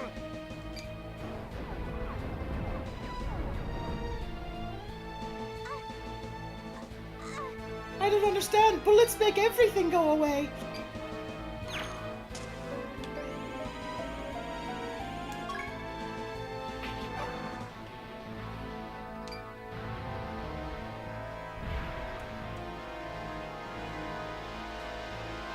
Don't get in my way!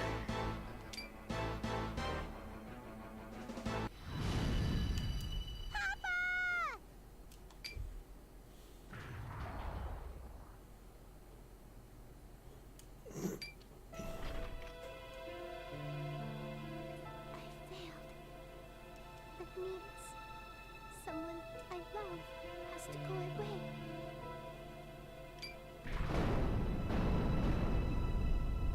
Shin, the Ahab is coming to help. You have to lead the team. Cowards! Come down here and fight me like a man!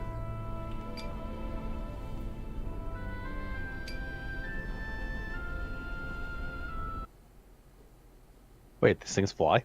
Yes, they turn Yeah. into jets. Ah, Someone I love will leave if I fail. Just like Papa. I messed up. I cannot stay here anymore. You are correct, Hunter. That was the lesson she was supposed to learn with the pancakes. That it's okay to fail and that, as long as you get back up, it's fine. But... Shut up. She's leaving. Let her go. I mean, is it okay? She's like walking into the purple realm. Which I think is a I don't shadow care. realm. She's walking into oncoming traffic. You heard her. She failed. She has to leave. I am all for this. And yet, she's still highly motivated. Highly motivated. Ludonarrative dissonance. Can I be a games journalist now? No, you're too good at games.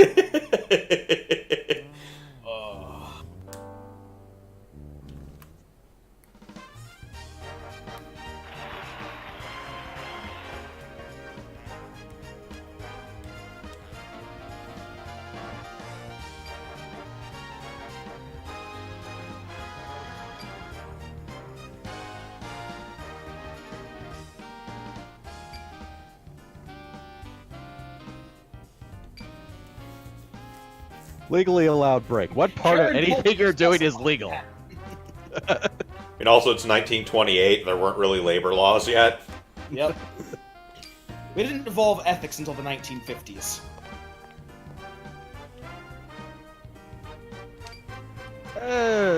40-hour work week started to become more common around then, but I don't remember exactly when they actually became legal standard. Roughly around the same time, a bunch of kids died in like coal mines and factories. Yep. So they created a whole bunch of labor laws, including stuff about child labor. And when Christian Bale did that song and dance number about Newsies getting rights. That was an important moment in American history. Suddenly, I'm the king of New York. About that, he's the king of New York.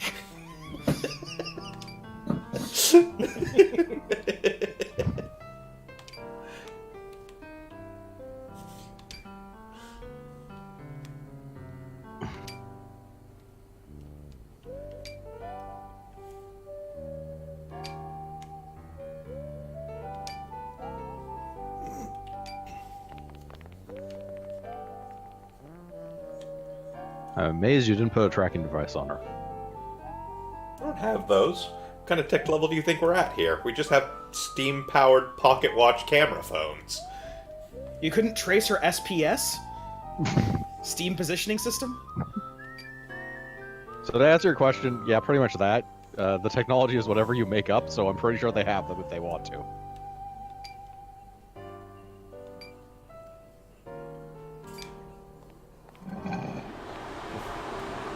Yes, in the meeting, Ratchet goes, just leave Rosita to me. As soon as we're out of the meeting, hey Shin, can you go find Rosita?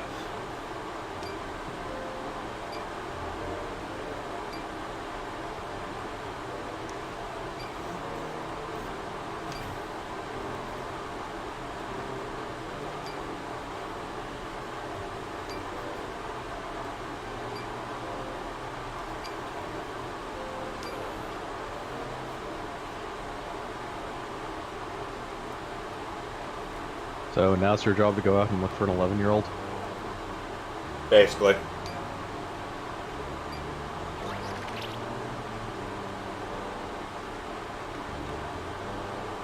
Well, at least the ferret thing doesn't talk. Honestly, if we could just get the ferret to drive a mech.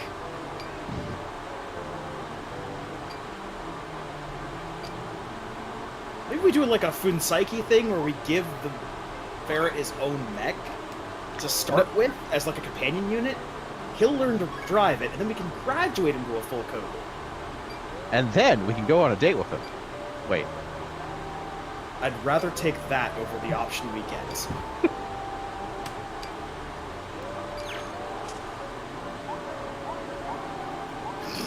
Wow, one of those is a trip to death.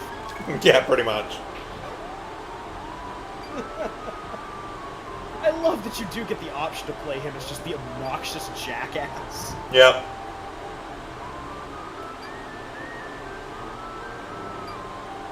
I mean, you get the option, but you also get penalized for it.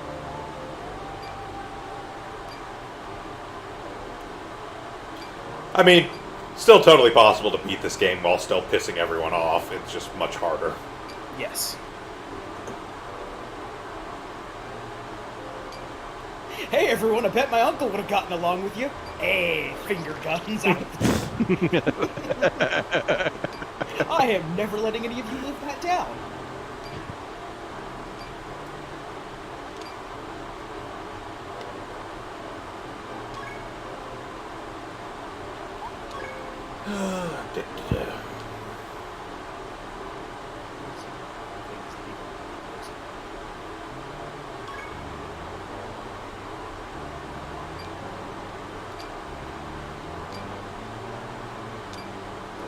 Niccolo, it's your cousin.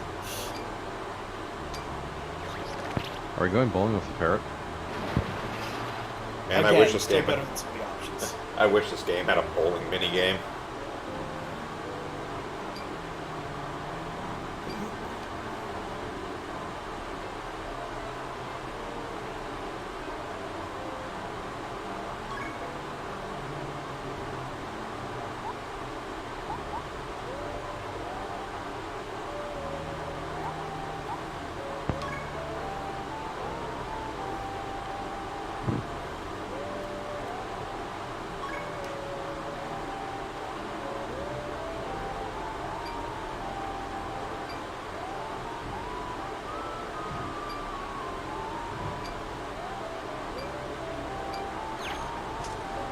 you'd fit into that dress.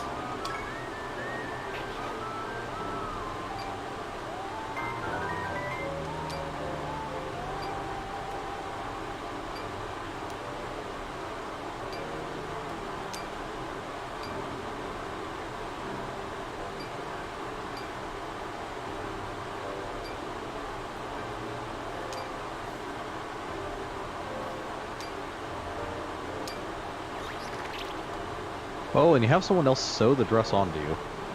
Pretty much. Okay, that's a great line out of context. Hey, did you see some weasel with a hot dog come through here? Oh.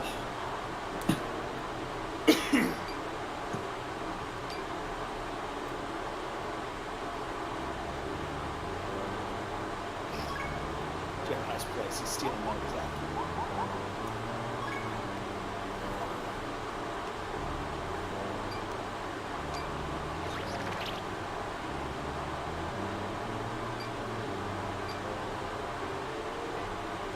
Yeah, so you actually have to go to all those places and see Niccolo before Rosita will actually I was be just here. about to ask about that. Otherwise, you can just kind of fumble about for a long time, and eventually you'll run out of time, and they'll just be like, "Oh, Rosita's here." And like you'll get a call like, "Oh, we found her."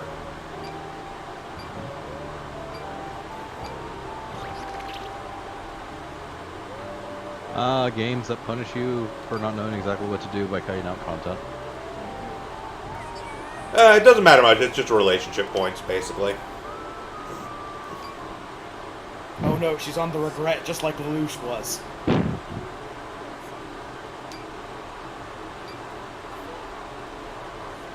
Yeah, it could be worse. There could be an empty bottle of tequila.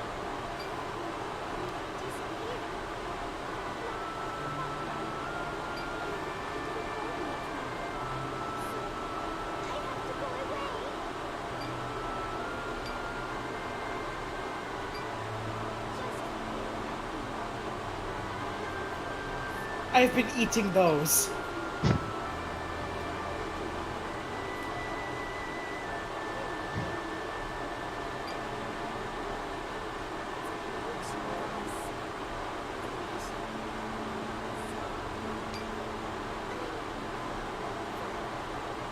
Jefe, what is a plethora?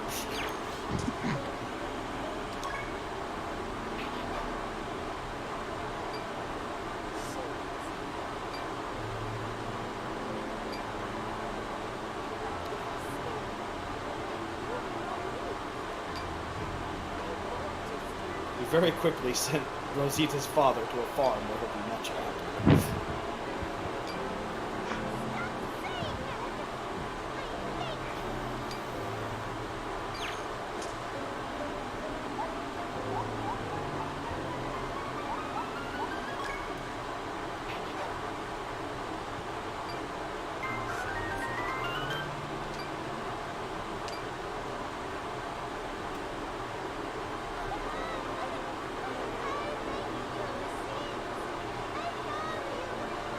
I too like my shins.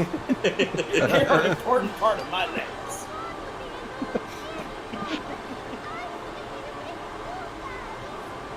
Not a lot of people can appreciate their shins. It's good that Rosita's learned to.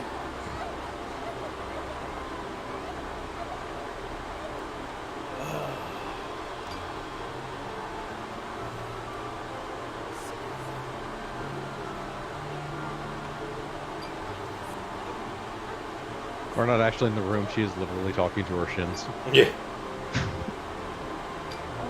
She's got little faces painted on them.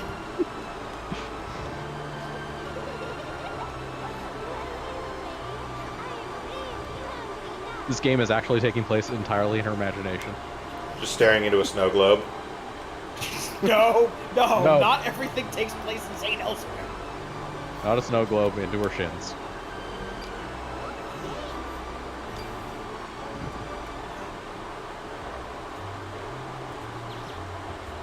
She got bored and really drunk one night, and just imagined the entire scenario, including all the other games.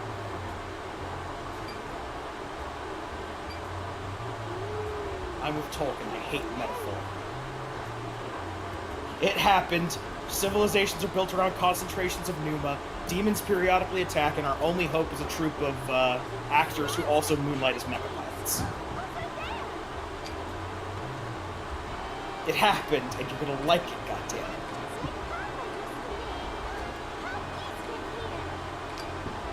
Actually, now that you mention all of that, that really does sound like the imagination of an 11-year-old.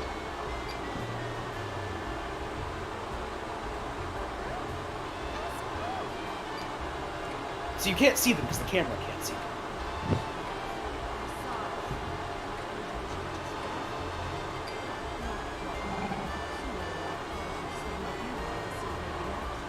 Yeah, but now we have to interact with her, and that just makes me feel gross.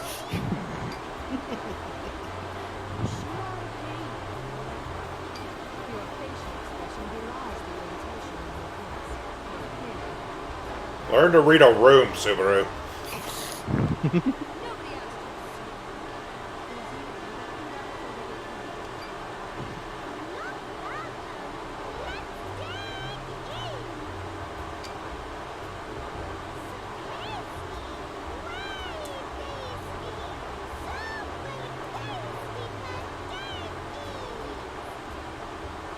Well, this could be worse. At least they're not tacos.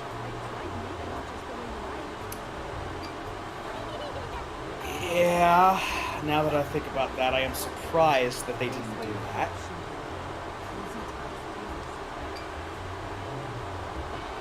She hasn't eaten for like 3 days.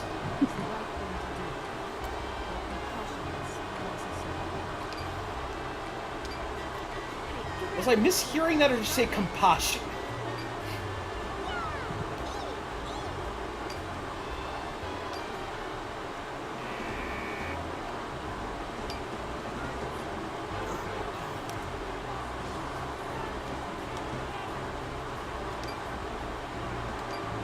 I will still go down as saying that's a terrible name for your airship.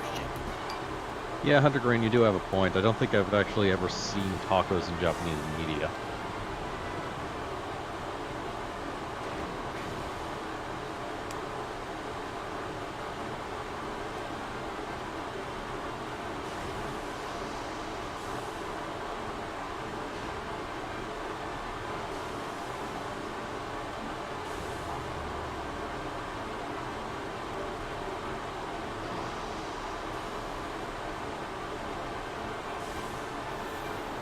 Oh, we didn't get to see it last time. We didn't get to see the catapult. You mean they're totally a subtle catapult?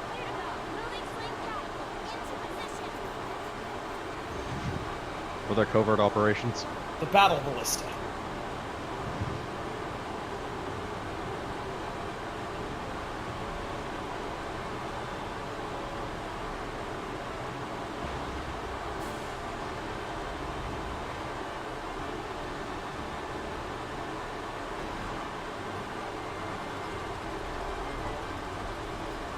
Absolutely, Hunter. Completely secret. Nobody knows that the New York Combat Review is tied to the Little Lip Theater.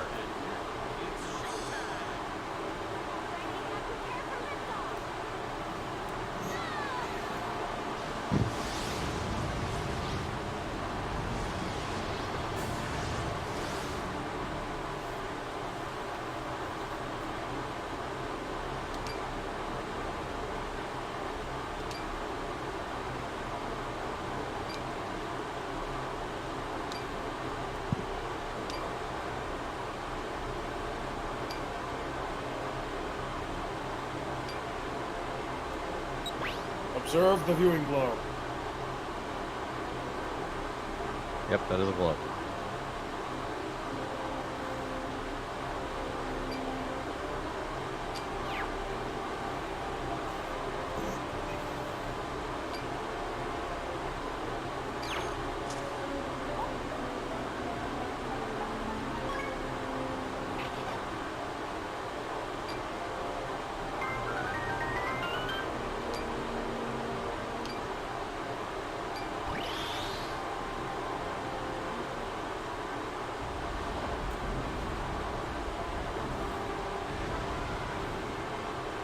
Did that thing just, like... Breach, yes. What's your point? It's not how clouds work. That's how the Ahab works. Maybe it's steam clouds. That wouldn't make any difference. Oh, you say that. Yes. Yes, I do. But what if it's Spirit's theme? Yeah, it's the Numa.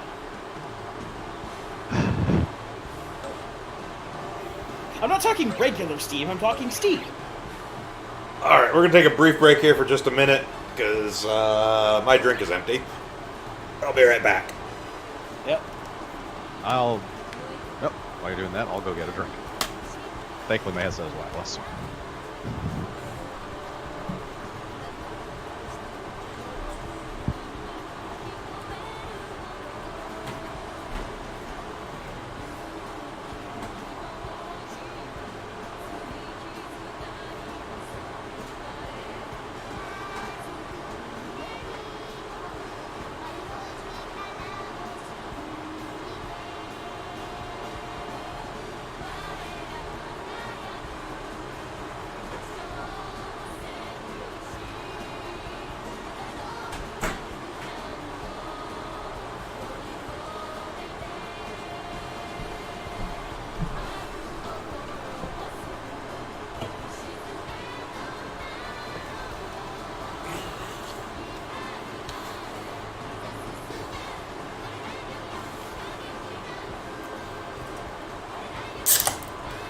Alrighty.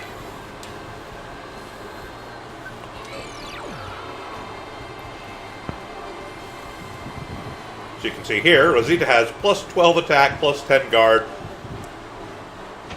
So, this will be funny.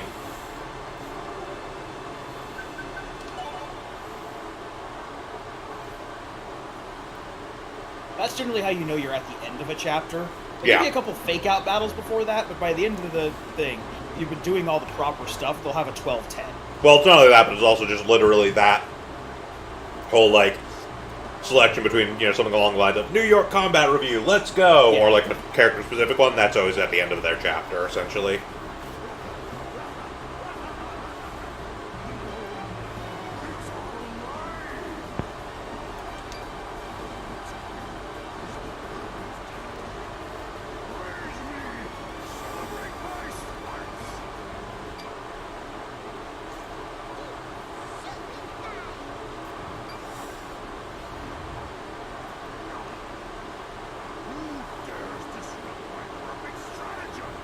Who questions my daring of his dare?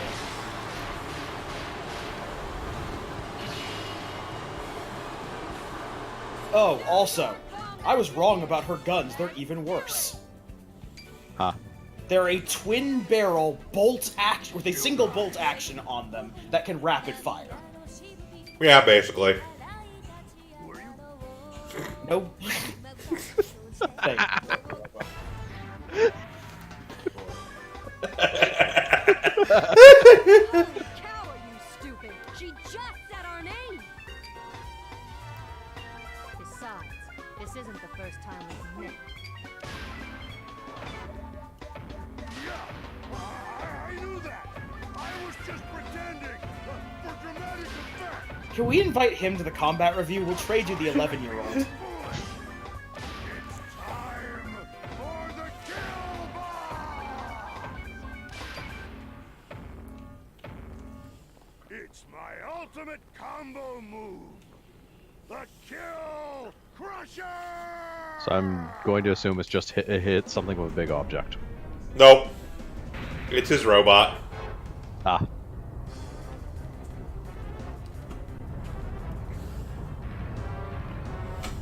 Dr. Wily.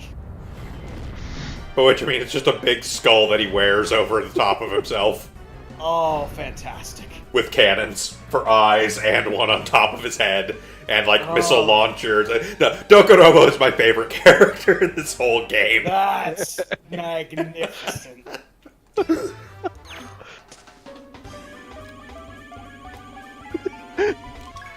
Literally, the only thing you say is you just put on more armor.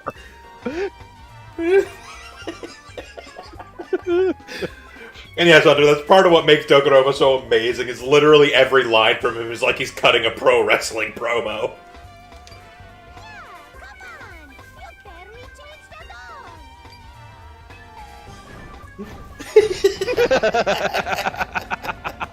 Shut up, dude! Well, what if I call it started in stupid armor? How about that?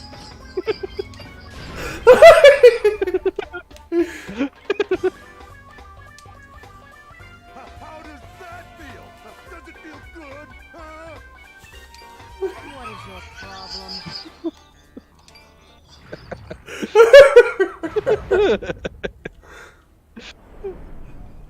As much as I hate the Rosita chapter, it has absolutely the best boss in the game.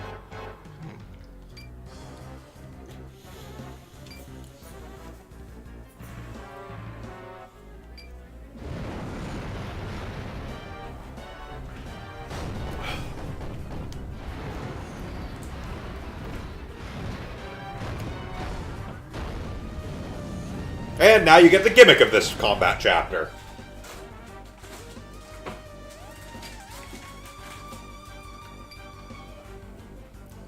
We're split up.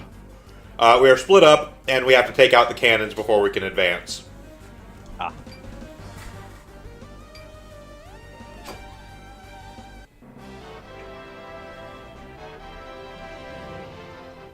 So, Hunter, it's not that somebody put legs on a ball, it's that he hollowed out the bottom of a ball and wears it over his body. Yep.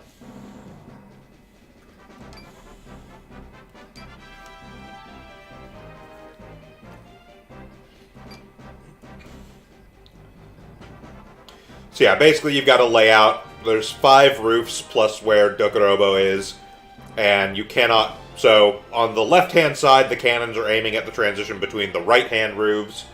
The right-hand side, they're aiming at the transition between the left-hand roofs. So you have to kind of take them out to transition, essentially.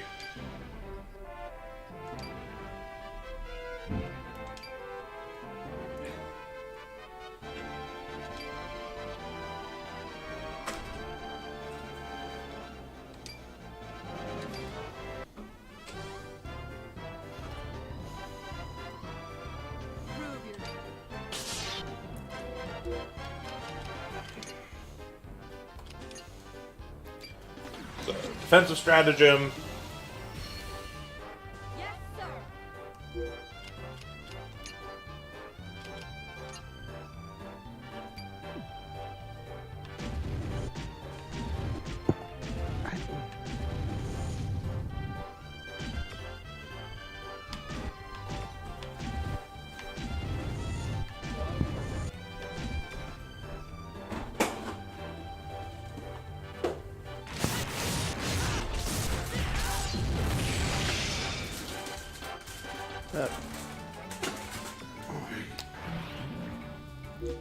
So yeah, they have about as much health as, like, a normal enemy, so it's not actually a huge problem. Back me up, Cheese! Is it just the cannon?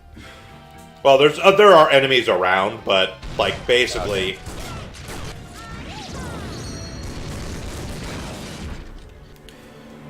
So essentially what we're doing here is, without taking this out, the members of our party that are on the right-hand side of the map could not transition to the next roof. But the other problem that occurs with the way that this particular level is laid out is we've taken out the cannon on this roof, but we cannot transition to the next roof because there's still a cannon pointing at that. So it's basically going back and forth, taking out cannons. Yep.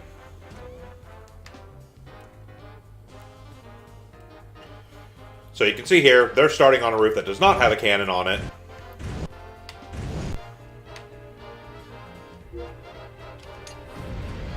And if I did this before I had taken out the cannon over there, she would have gotten shot, taken a whole ton of damage, and I believe been sent back to the roof she came from.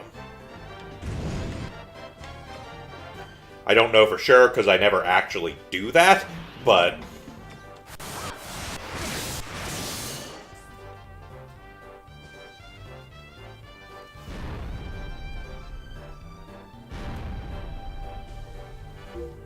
A fence. Yep.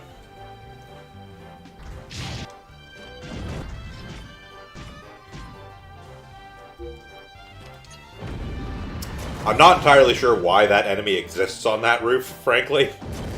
That's around for newbie players. Give you something to do in case you failed to take out the cannon somehow. I guess. It might be possible if what's her name hates you. Even then, she'll still be, like, normal motivated.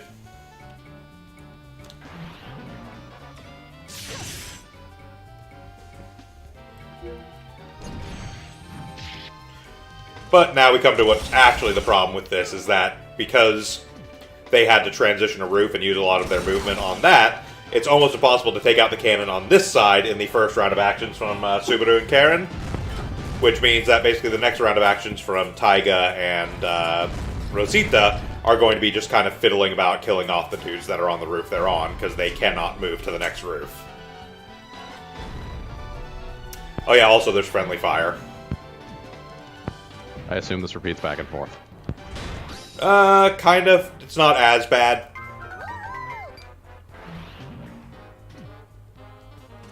Once you get past this first initial one, it's not nearly as bad.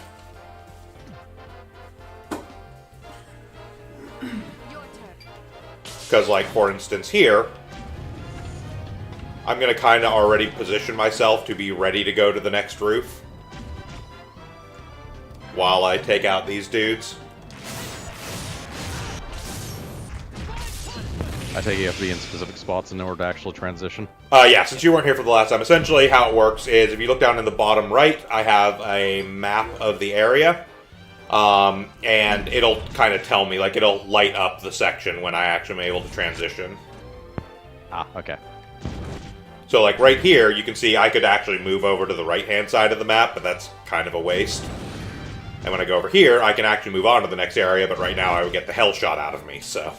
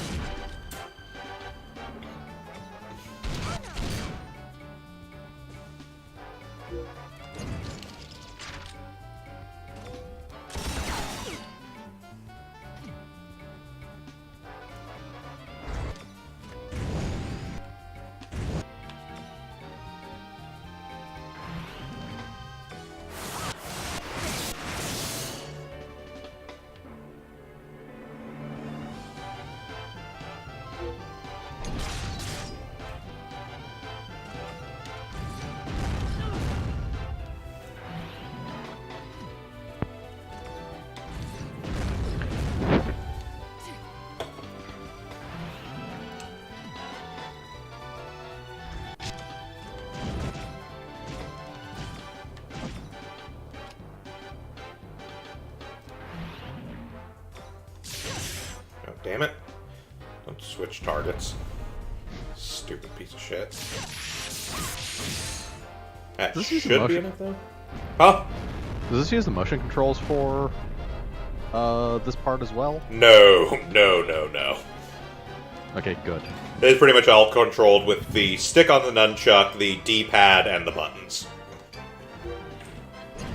They weren't that cruel. Also notably, there was a PS2 version of this game.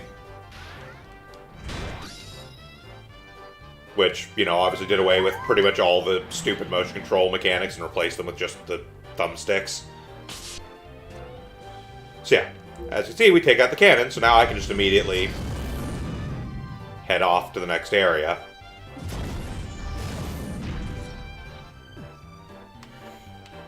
Now here, the slight problem is that cannon is up on top of that building. And as we learned last time, Shin is virtually incapable of attacking with any verticality. So he's going to spend most of his time, like, running around this entire roof to get to the stairs on the back end.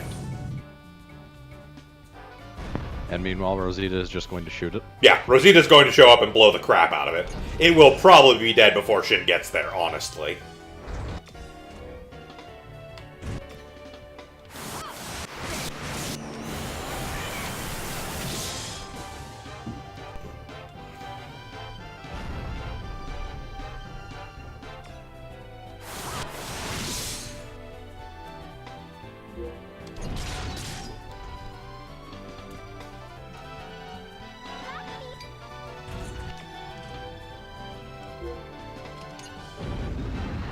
You get to live.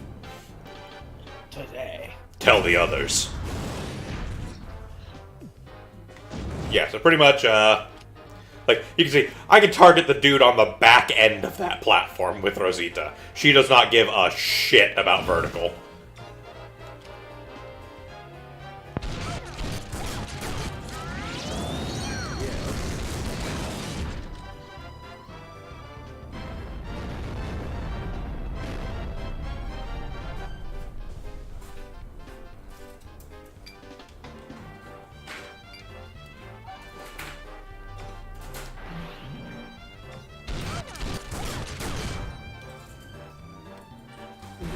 Gave a deadly weapon to it wasn't you. Probably a bad idea. Very little about Rosita could be considered a good idea. I mean, you're not wrong. Okay, so with that, these guys can now transition to their final area.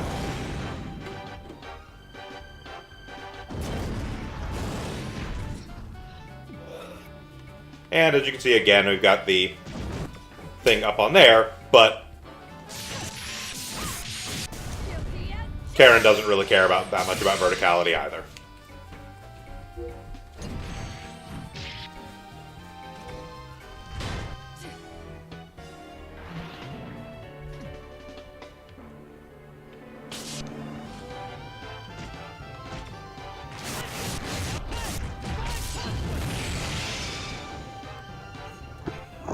And now Shin gets to just murder things. Yeah, basically. Again, something I brought up last time around, there's not actually any real point to doing that. There's not, like, experience in this game or anything. There is absolutely zero benefit for actually killing enemies, other than getting them out of the way so they don't attack you. But in this particular instance, you literally have nothing better to do with Shin's turns while we wait for the cannon to go down, so...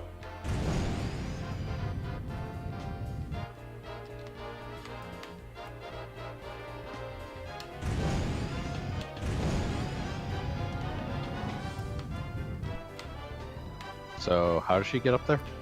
I don't know that she does, honestly.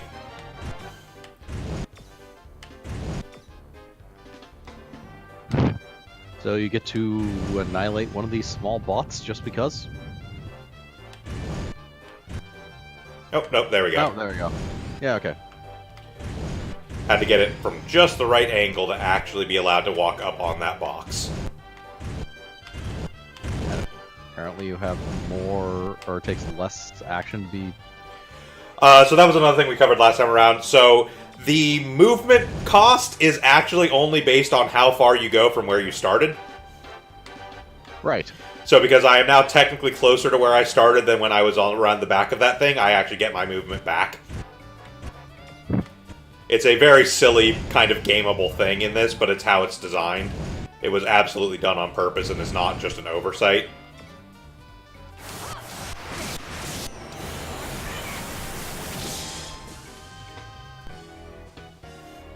Alright, and there is the last cannon down.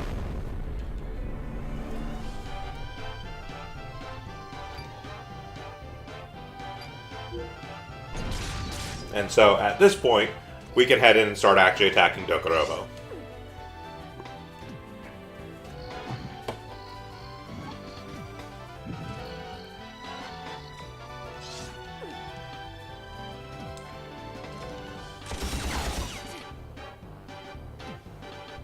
Huh.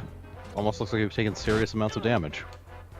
Yeah, I mean, we're about half health on units. It's not great by any means, but it's certainly not, like, an immense amount. Now, we could head in and start fighting Dokorobo, but we're already at, like, half actions, so I'm actually going to stall for, like, a turn. Also because, like, Rosita could get over there, but she would be the only one over there for the moment. And, like, then Shin could get there on his next turn, but that would be... he would basically have no actual movement left after doing so, which is not ideal.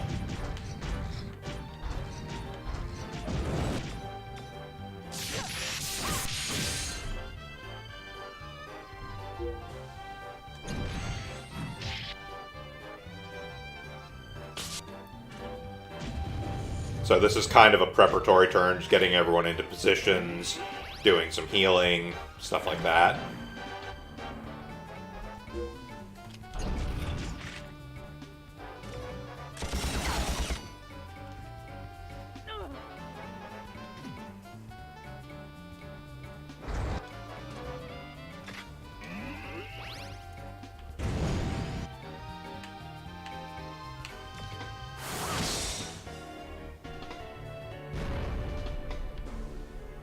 Enemy de-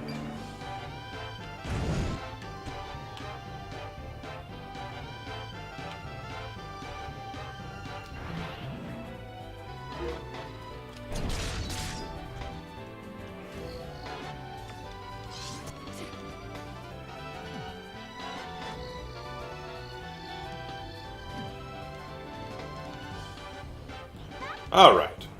So now it's time to transfer to the final area and take yeah, on fine. Dokorobo in the Kilimanjaro, or whatever the fuck he called that stupid ass armor.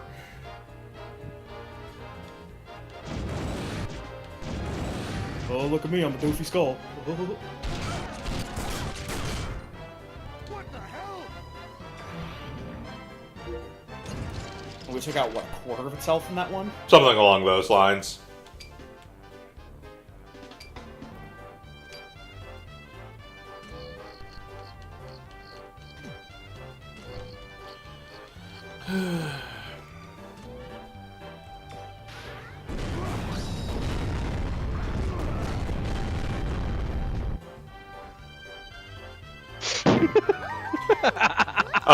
That was because of the protect. That was actually the last use of our protect. So Shinjiro has a move he can use called protect, where he basically can select another pilot, and 3 times he will basically stop them from taking any damage. Ah. Now again, that was the last usage we get of it, but that's fine. Assault stratagem.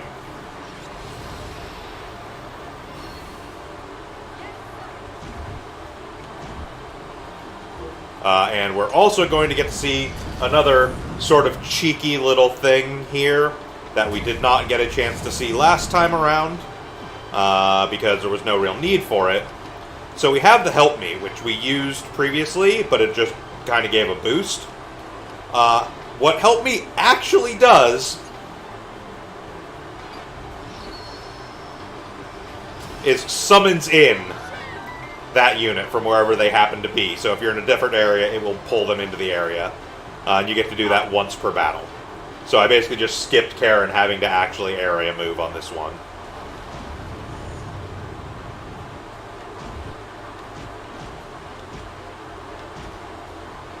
Alright, so we're going to super move him.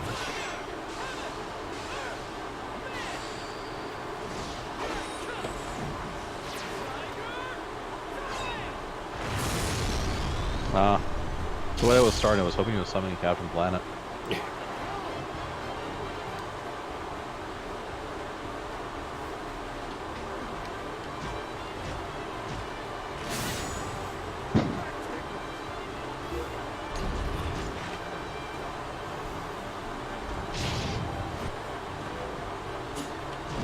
So, he needs to walk up and lightly cough on him? Pretty much, but as you can see, she doesn't really have quite enough to actually get all the way up there.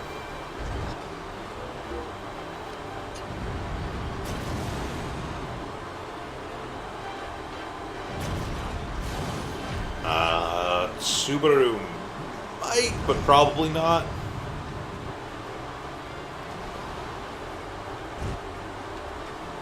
Ah, can just make it. This will probably finish him off.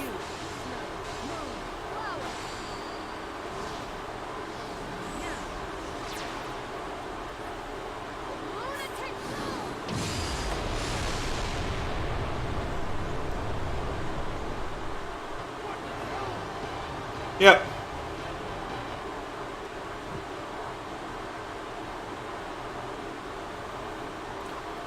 So, like I said, most bosses in this game have sort of a 2-phase actual combat thing. In Dokorobo's case, however, it is actually split up by the sort of visual novel segment in between there.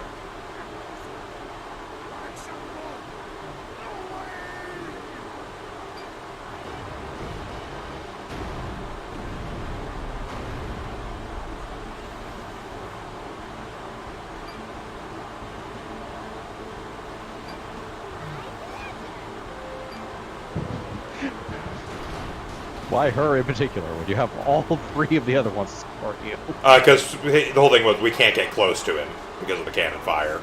And she is technically the only one with an actual long-range weapon. Like, Karen's is decently long-range, but is still just an actual chain attack. And then Subaru's is around her, but not super long-range. Rosita has guns. So, there is actual sense to what he was saying there.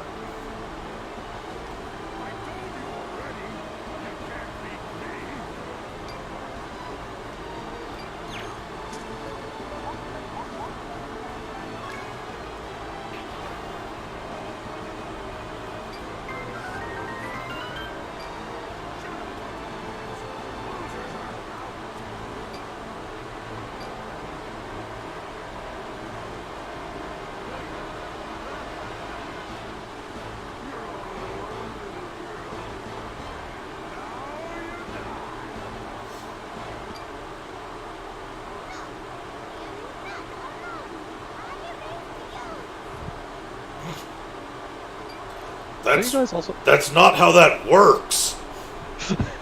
You can't just, like, say I refuse and then you're not alone anymore.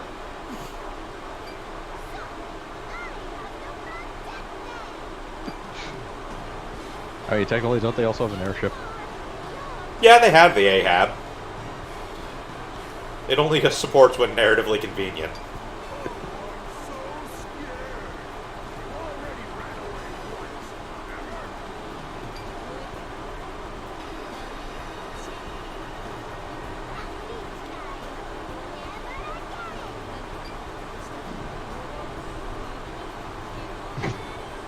Piccolo! Fire the special beam cannon! So she's going to shoot him with the power of green?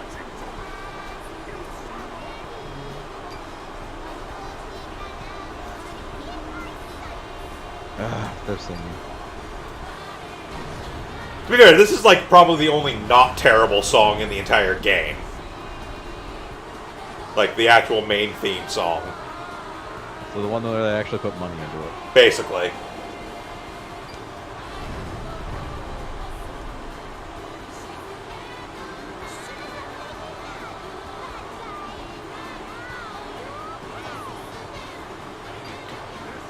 And that, again, is actually a thing that's kind of common to the Sakura Wars series. So the voice actresses that actually VA the characters in the Sakura Wars games typically also are singers and so on and so forth, which is not uncommon in Japan. But what actually does tend to happen is they will actually also be part of a troupe in Japan that are supposed to be sort of the Sakura Wars characters they play as, and they actually do live stage shows and stuff.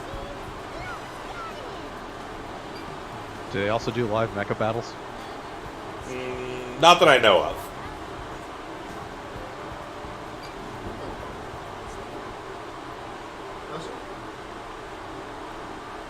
One moment, guys. I'll be right back.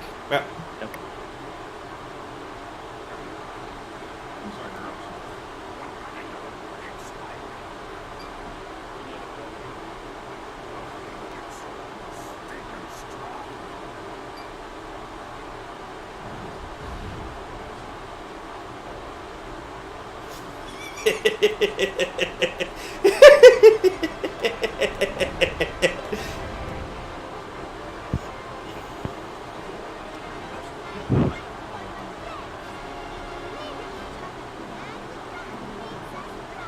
It's I love that this is upside down because Dokorobo is looking between his legs.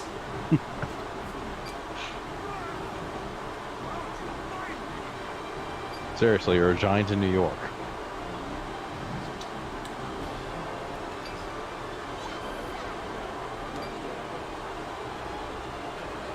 And yes, it is also notable, Dokorobo is larger than the Kobus in his normal form.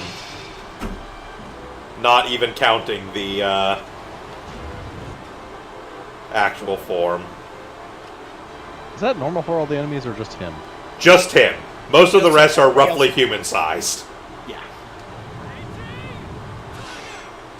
So there is technically this last part of the fight against Dokorobo, but it's not super difficult.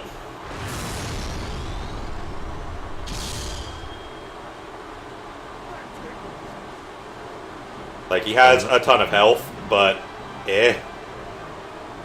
Yeah, he does seem to be an HP sponge.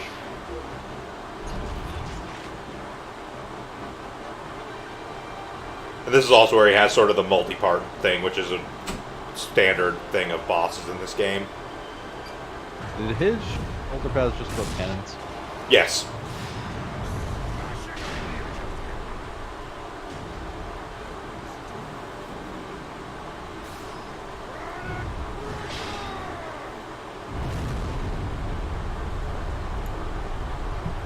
And there goes the entire roof.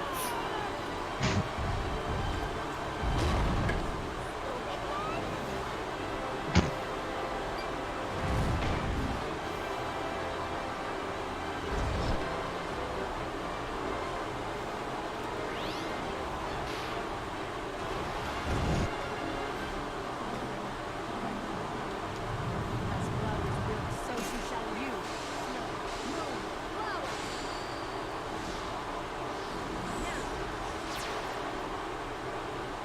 Lunatic bloom!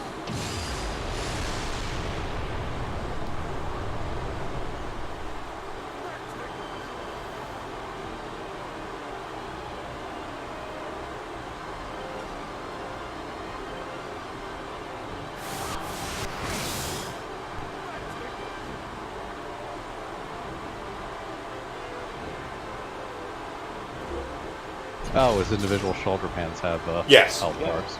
Yeah, again, it's a common thing for bosses to be sort of multi-section.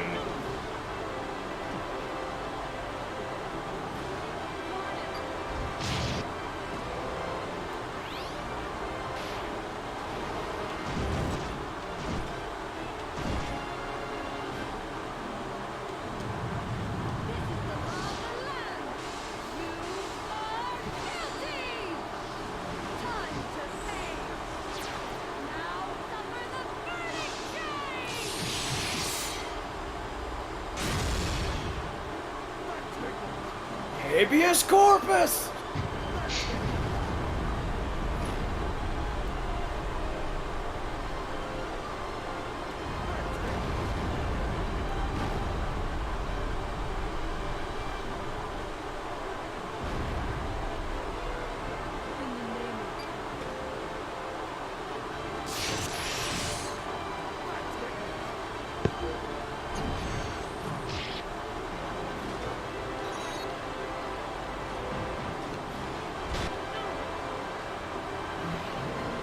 They are really trying to kill that character.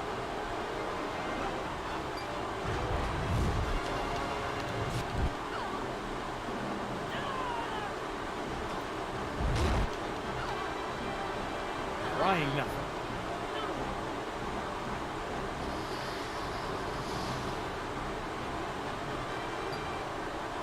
And that's what happens if you get beaten. So I assume we don't start from like the very beginning of this crap. I legitimately don't know. I have never actually failed that fight before. Okay. Okay, no, it is just from this section. So, again, in another illustration of Shin is basically one of the worst combatants in the game, you can see there, like, the hitbox area for that super move should very clearly actually overlap the main body, but it doesn't. And also, we're actually just going to go to our regular default strategy.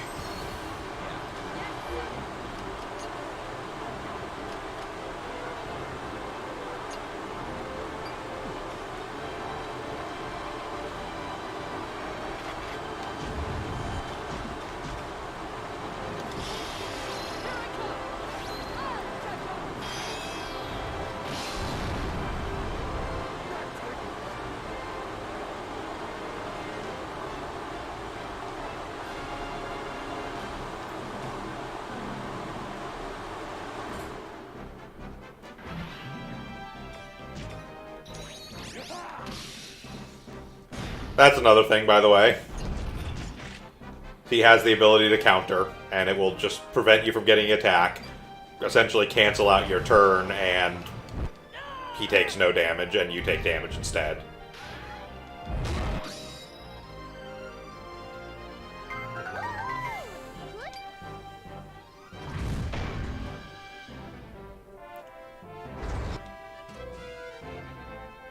Yeah, as I recall, the boss gimmicks start to get more and more annoying in this game. Kinda. Us blow. Yeah, we already saw it.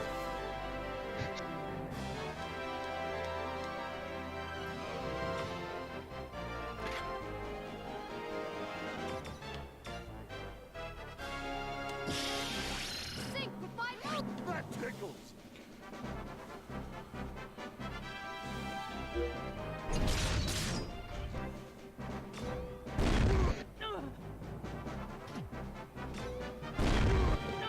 The biggest annoyance on his fight, honestly, is just the fact that he has attacks that do knockback, and if you get knocked off the roof, you, the unit is gone.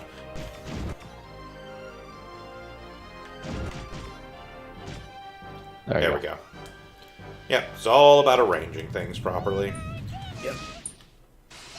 Potatoes! Burgers! Everyone, let's eat! More showdown!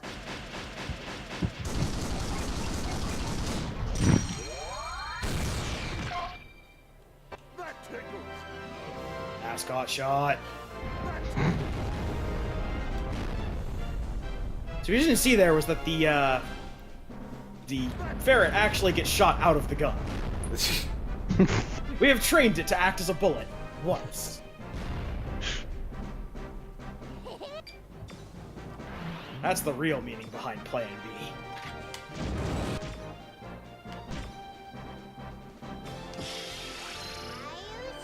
Yes. That tickles. And Finish something off. That tickles. so the only real problem with Rosita in combat is she actually does have a minimum range as well. Ah. So she has to be a certain distance away to actually shoot. Uh-huh.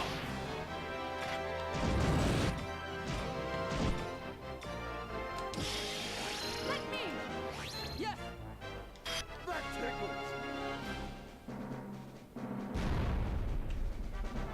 Here. And smack you in the face with chain.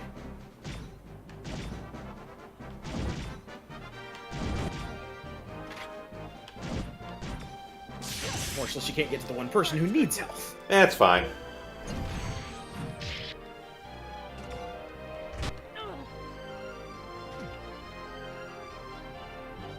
Because his turn is up now, so... do that. Then we will SP charge.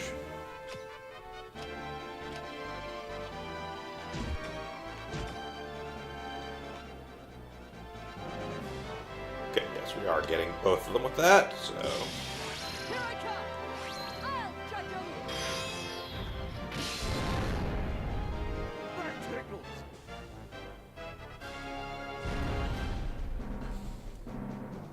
Yep, we'll be finishing up here in just a couple minutes, Hunter, realistically, but thank you for joining us. Yep. Yep. That tickles.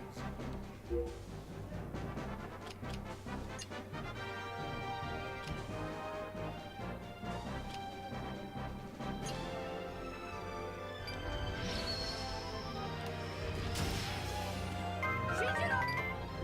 Just getting some prep work in, increasing her Yep. relationship with us, basically. Ah.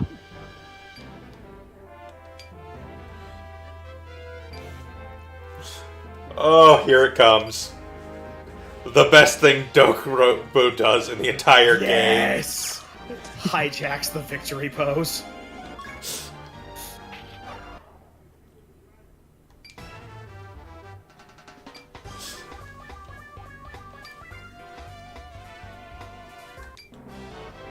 I don't know. I'd take him as a member of the team. Yep.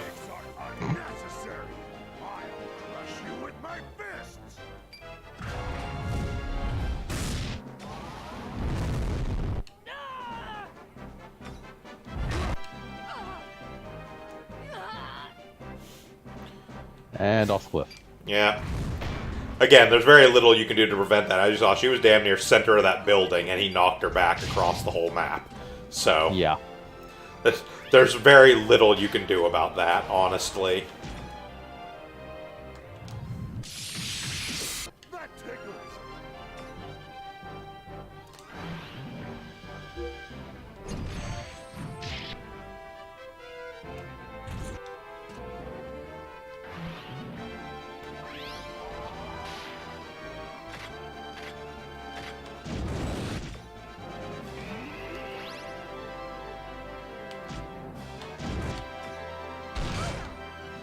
That tickles.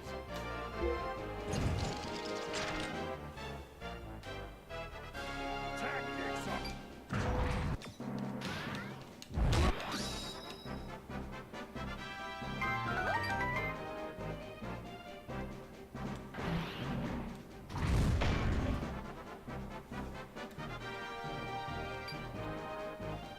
Yeah, like, they come back after a while, but it's like they miss out on like 2 turns or something, which is just pretty garbage, honestly. Yeah. Yeah, considering this combat isn't a long duration one.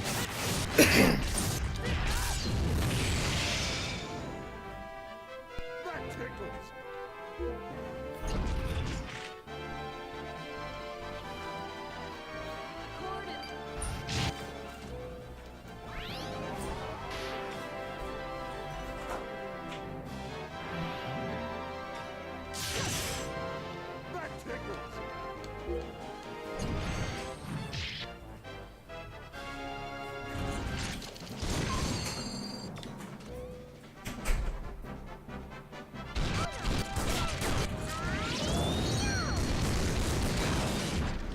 That tickles. That tickles. And that should hopefully do it for Dokorobo. That tickles. Yep. Yep. There.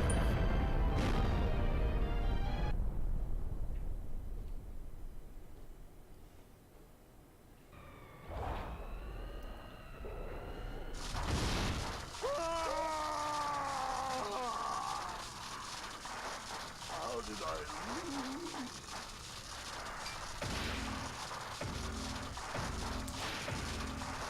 Lying. Humans never beat me.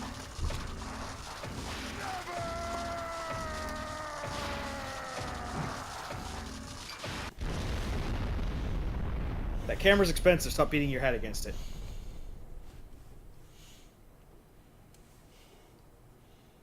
It's fine. He only exploded. I'm not used to seeing Wall Street in a video game that doesn't have Arsenal gear crashed into it. Oh, like my papa. The people I love most in the world. When I'm with you, I feel strong. So I will never leave your side. Oh god.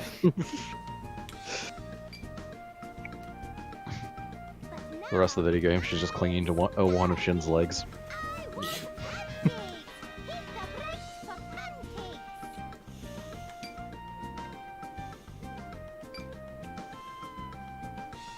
Yep. You guys want some? Oh, that cockpit is so sticky right now. You really plan ahead, don't you? You did well, Rosita. Better than all of us, in fact. Let me see. Victory pose. I want some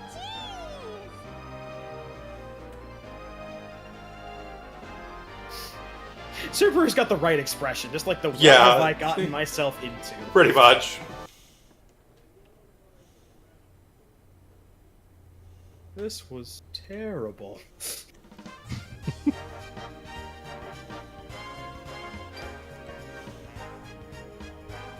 She has been nothing but a time bomb waiting to explode.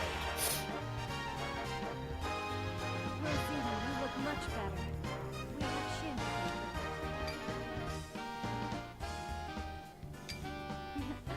You're too humble, Shin. Also, I put a bomb in her pancakes. I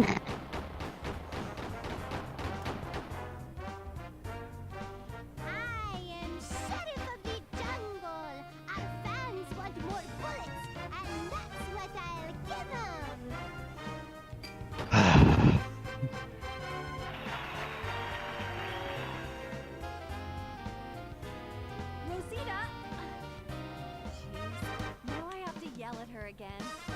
person in the mezzanine's dead.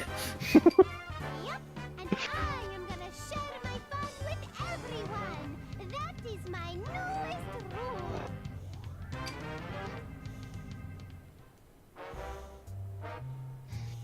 So by fun, she means bullets. Yes.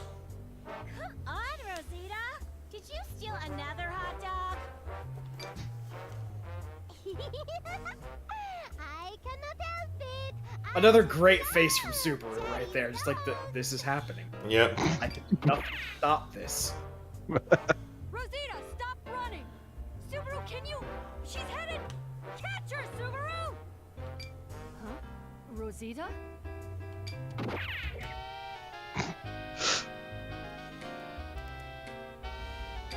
I cannot help it. I'm a kid. You're a gremlin. You are more vermin than the vermin on your shoulder. To sleep, perchance to dream. Aye, there's the rub. For in that sleep of death. Next episode, Hamlet in Central Park. To be or not to be is indeed the question. Bang! To the rooftops! Wow, that ricocheted from childish antics to maudlin real quick. So that's going to wrap it up for Chapter 3 of Sakura Wars, So Long, My Love. We'll be back next week with Chapter 4, Nihilism, Thy Name is Shut the Fuck Up! We'll be back tomorrow around 2 o'clock Pacific with some Super Robot Wars tea. And then Tuesday about 7 p.m. With something. We'll figure it out as we go. Anyways, thank you all for joining us, and hope you enjoyed yourselves. I have been Bog Rider Josh, as always. I've been the Krampus. And I've been Vincent. All right, have a good one, everyone.